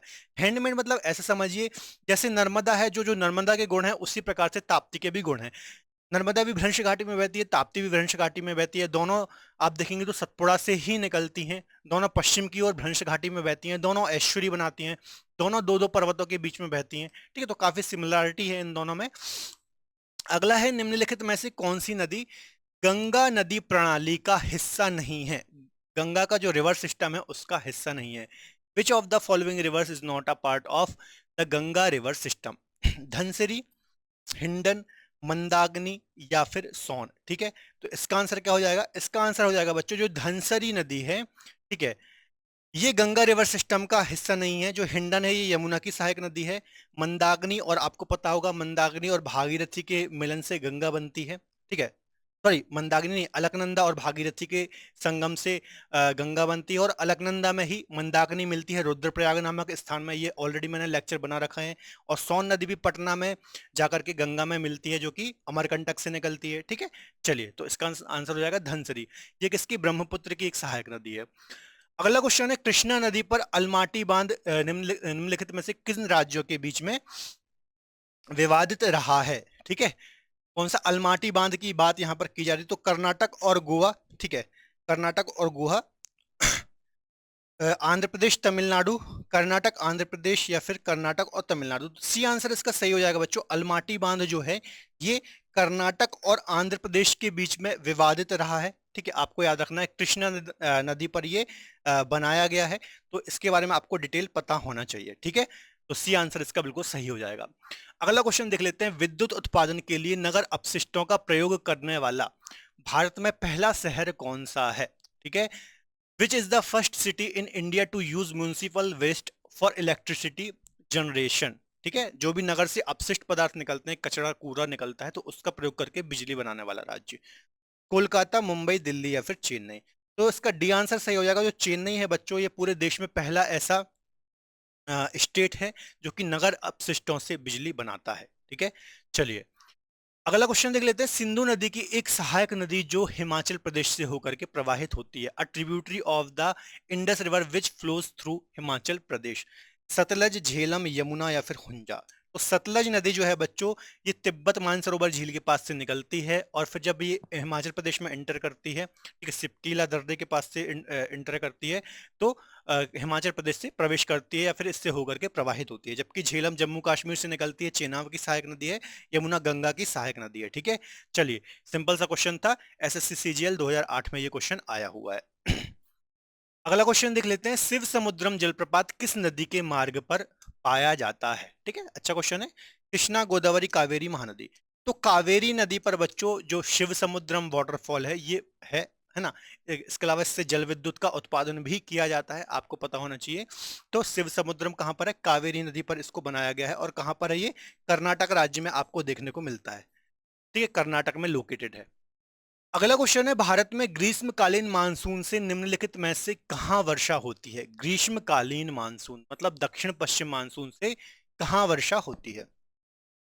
दक्षिण पूर्वी छोर पर, ठीक है, पश्चिमी तट पर, उत्तर पश्चिमी भारत में, पूर्वी तट पर, ठीक है। तो ग्रीष्मकालीन मानसून मतलब जो वही दक्षिण पश्चिम मानसून की यहाँ पर बात की जा रही है। तो देखिए, दक्षिण पश्चिम मानसून की बात करें तो इसकी दो शाखाएं होती हैं, अरब सागर की शाखा, बंगाल की खाड़ी की शाखा। वैसे तो पूरे भारत में ही लगभग काफी वर्षा होती है इससे, लगभग, है ना, लेकिन पश्चिमी तट पर सबसे पहले और सर्वाधिक वर्षा इससे आपको देखने को मिलेगी, ठीक है, अरब सागर की शाखा से, ठीक है। तो इसका आंसर बी सही हो जाएगा कि पश्चिमी तट पर आपको सर्वाधिक वर्षा देखने को मिलती है, ठीक है, कहाँ वर्षा होती है। चलिए अगला क्वेश्चन देख लेते हैं, विश्व में सेवों की सर्वाधिक उत्पादन करने वाला देश कौन सा है। The largest Apple producing country in the world, USA, रूस, भारत या फिर चीन। तो बच्चों जो चीन है ये विश्व में प्रथम स्थान रखता है एप्पल के प्रोडक्शन में या फिर सेवों के प्रोडक्शन में। सेकंड नंबर पर आता है यूएसए, ठीक है, सेकंड पर यूएसए आता है, पहले नंबर पर चीन आता है, तो आपको ये पता होना चाहिए। अगला क्वेश्चन देख लेते हैं, निम्नलिखित में से किस राज्य में लैटेराइट मृदा पाई जाती है। In which of the following state laterite soil is found, ठीक है, केरल, उत्तर प्रदेश, राजस्थान, पंजाब। तो इसका सही आंसर हो जाएगा जो केरल राज्य है बच्चों, यहाँ पर लैटेराइट मिट्टी पाई जाती है। और लैटेराइट मिट्टी का विकास कहाँ होता है, जहां पर 200 सेंटीमीटर से अधिक वर्षा होती है और जहां पर टेम्परेचर भी, धूप भी अच्छी खासी पड़ती है, तापमान भी ज्यादा रहता है, ठीक है। तो आप देखेंगे पश्चिमी घाट और उत्तर पूर्वी राज्यों में ही आपको लैटेराइट मिट्टी देखने को मिलती है। उसका रीजन ये है कि ये दो कंडीशन को फिलफिल करती है, ठीक है, और केरल में आपको अच्छी खासी यहाँ पर देखने को मिलेगी। इस पर मुख्यतः मसाले, चाय वगैरह की खेती की जाती है, ठीक है, ये पॉइंट आपको याद रखना है। अगला क्वेश्चन है, खरीफ की फसल बोई जाती है, खरीफ क्रॉप कब बोई जाती है, ठीक है, खरीफ की फसल की बात की जा रही है। तो दक्षिण पश्चिम मानसून के प्रारंभ में, दक्षिण पश्चिम मानसून के अंतर में, उत्तर पूर्वी मानसून के प्रारंभ में या उत्तर पूर्वी मानसून के अंत में। तो दक्षिण पश्चिम मानसून जब प्रारंभ होने वाला होता है जून में, तो उसी टाइम पे इसको बोया जाता है, आपको याद रखना है। खरीफ की फसलें जून के आसपास बोई जाती हैं, ठीक है। तो सिंपल सा क्वेश्चन था, वही पूछ रहा है एकदम, मतलब एक प्रकार से देखा जाए तो यही पूछ रहा है कि खरीफ की फसलें कब बोई जाती हैं। तो हमारे यहाँ जून में लगभग उत्तर भारत में मानसून आ जाता है पूरे में, है ना, पूरे भारत में ही जून में आता है, तो उसी टाइम इनको बोया जाता है मानसून के पूर्व में। अगला क्वेश्चन है, भारत में हरित क्रांति अब तक कितने मामले में सबसे अधिक सफल रही है, ठीक है, किसके मामले में सबसे सफल रही है, किस फसल को सर्वाधिक लाभ पहुंचा है। गन्ना, मोटे अनाज, गेहूं, दलहन। तो किसको सर्वाधिक लाभ पहुंचा है बच्चों हरित क्रांति से, ठीक है। तो गेहूं को बच्चों सर्वाधिक लाभ मिला है, देखा जाए तो गेहूं और चावल की फसलों को सर्वाधिक लाभ पहुंचा है। और न्यूनतम लाभ की बात करेंगे तो दलहन फसलों को न्यूनतम लाभ पहुंचा है, ठीक है। हरित क्रांति आपको पता होगा खाद्यान्न उत्पादन से संबंधित है, खाद्यान्न उत्पादकता बढ़ाने के लिए ये लाई गई थी 1967 के टाइम पे, है ना, के टाइम पर लाई गई थी हरित क्रांति, आपको पता ही होगा। अगला क्वेश्चन देख लेते हैं, भारत में मसालों का उर्वर क्षेत्र कौन सा है। मसालों के लिए अच्छा क्षेत्र जहां पर सर्वाधिक मसालों की खेती की जाती है, तो कौन सा उर्वर क्षेत्र है। हिमाचल प्रदेश, कर्नाटक, केरल, असम। सिंपल सा क्वेश्चन है, केरल आपको पता ही होगा मसालों में प्रथम नंबर पर है, सर्वाधिक उत्पादन देखने को मिलता है केरल राज्य में, है ना। तो मसाला केरल इसका सही आंसर हो जाएगा। अगला है सवाना, सर्वाधिक विस्तार है सवाना ग्रासलैंड या फिर सवाना जो घास के मैदान है, ये कहां पर देखने को मिलते हैं। तो आपको पता ही होगा अफ्रीका, एशिया, दक्षिण अमेरिका या फिर उत्तरी अमेरिका। तो अफ्रीका में बच्चों आपको सवाना घास के मैदान देखने को मिलते हैं, उष्णकटिबंधीय घास के ये मैदान है, ठीक है, आपको देखने को मिलते हैं। आप देखेंगे जो यहाँ पर सहारा डेजर्ट है उसके दक्षिण में ही आपको ये ग्रासलैंड्स देखने को मिलते हैं। इसके अलावा अगला क्वेश्चन है, सौरमंडल का सबसे बड़ा प्लेनेट कौन सा है। Which is the largest planet in the solar system. Brihaspati, Varun, शुक्र या फिर शनि। तो जो बृहस्पति है बच्चों आपको पता ही होगा, है ना, ओवरऑल आप सूर्य से देखेंगे तो पांचवा ग्रह है और ओवरऑल पूरे सोलर सिस्टम का सबसे बड़ा लार्जेस्ट प्लेनेट है बृहस्पति। और सबसे छोटा कौन सा है, तो आप मुझे कमेंट में बताइए सबसे छोटा प्लेनेट कौन सा है, ठीक है। चलिए अगला और अगला क्वेश्चन यहाँ पर हम देख लेते हैं, है ना। यहाँ पर 99 क्वेश्चन रिपीट हो गए हैं, कोई भी दिक्कत नहीं है, एक क्वेश्चन एक्स्ट्रा हो जाएगा, 101 क्वेश्चन हमारे यहाँ पर हो जाएंगे। विद्युत उत्पादन के लिए नगर अपशिष्टों का, तो हालांकि ये क्वेश्चन रिपीट हो गया है यहाँ पर, है ना, तो चेन्नई इसका आंसर हो जाएगा, ये रिपीट हो गया है। अगला क्वेश्चन देख लेते हैं, इनमें से कौन सा नवीन वलित पर्वत का उदाहरण नहीं है, न्यू फोल्डेड माउंटेन का एग्जाम्पल नहीं है। तो एंडीज की बात करेंगे तो ये न्यू फोल्डेड माउंटेन है, नवीन वलित पर्वत है। रॉकी भी न्यू फोल्डेड माउंटेन है, हिमालय भी न्यू फोल्डेड माउंटेन है। किलीमंजारो जो है बच्चों, ये एक विलुप्त ज्वालामुखी, मृत ज्वालामुखी का एग्जाम्पल है, जो कि अफ्रीका कॉन्टिनेंट में आपको देखने को मिलता है और अफ्रीका कॉन्टिनेंट की सबसे ऊंची चोटी भी है। अब आप मुझे कमेंट में इसकी हाइट बता दीजिए। अफ्रीका के जो प्रमुख पर्वत हैं बच्चों, अफ्रीका कॉन्टिनेंट के जो प्रमुख पर्वत हैं, इस पर एक लेक्चर मैंने बना रखा है, जो हमारा रूट चैनल है, यूट्यूब चैनल है, वहां पर आप देख सकते हैं, बहुत अच्छे से मैंने सारे माउंटेन वहां पर पढ़ाए हैं। ठीक है, तो क्या हो जाएगा, किलीमंजारो इसका आंसर हो जाएगा। ठीक है, तो बच्चों ये 100 क्वेश्चन मैंने आपको यहाँ पर डिस्कस कराए हैं, जो कि काफी इंपॉर्टेंट हैं, जो आपकी हर स्तर के एग्जाम में आए हुए हैं, चाहे वो यूपीएससी का एग्जाम हो, स्टेट पीसीएस का एग्जाम हो, बीपीएससी हो, यूपीपीसीएस हो, एमपीपीएससी हो, एसएससी हो, अलग अलग स्तर के एग्जाम में आए हुए हैं और अच्छे क्वेश्चन थे।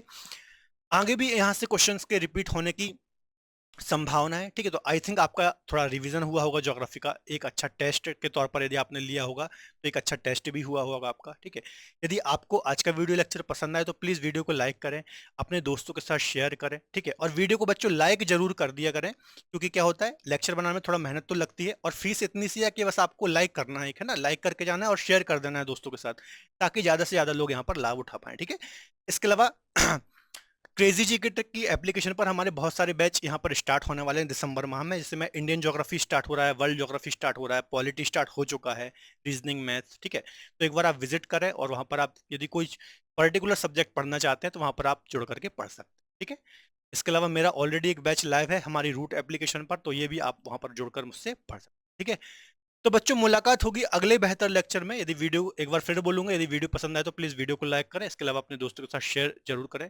धन्यवाद, जय हिंद।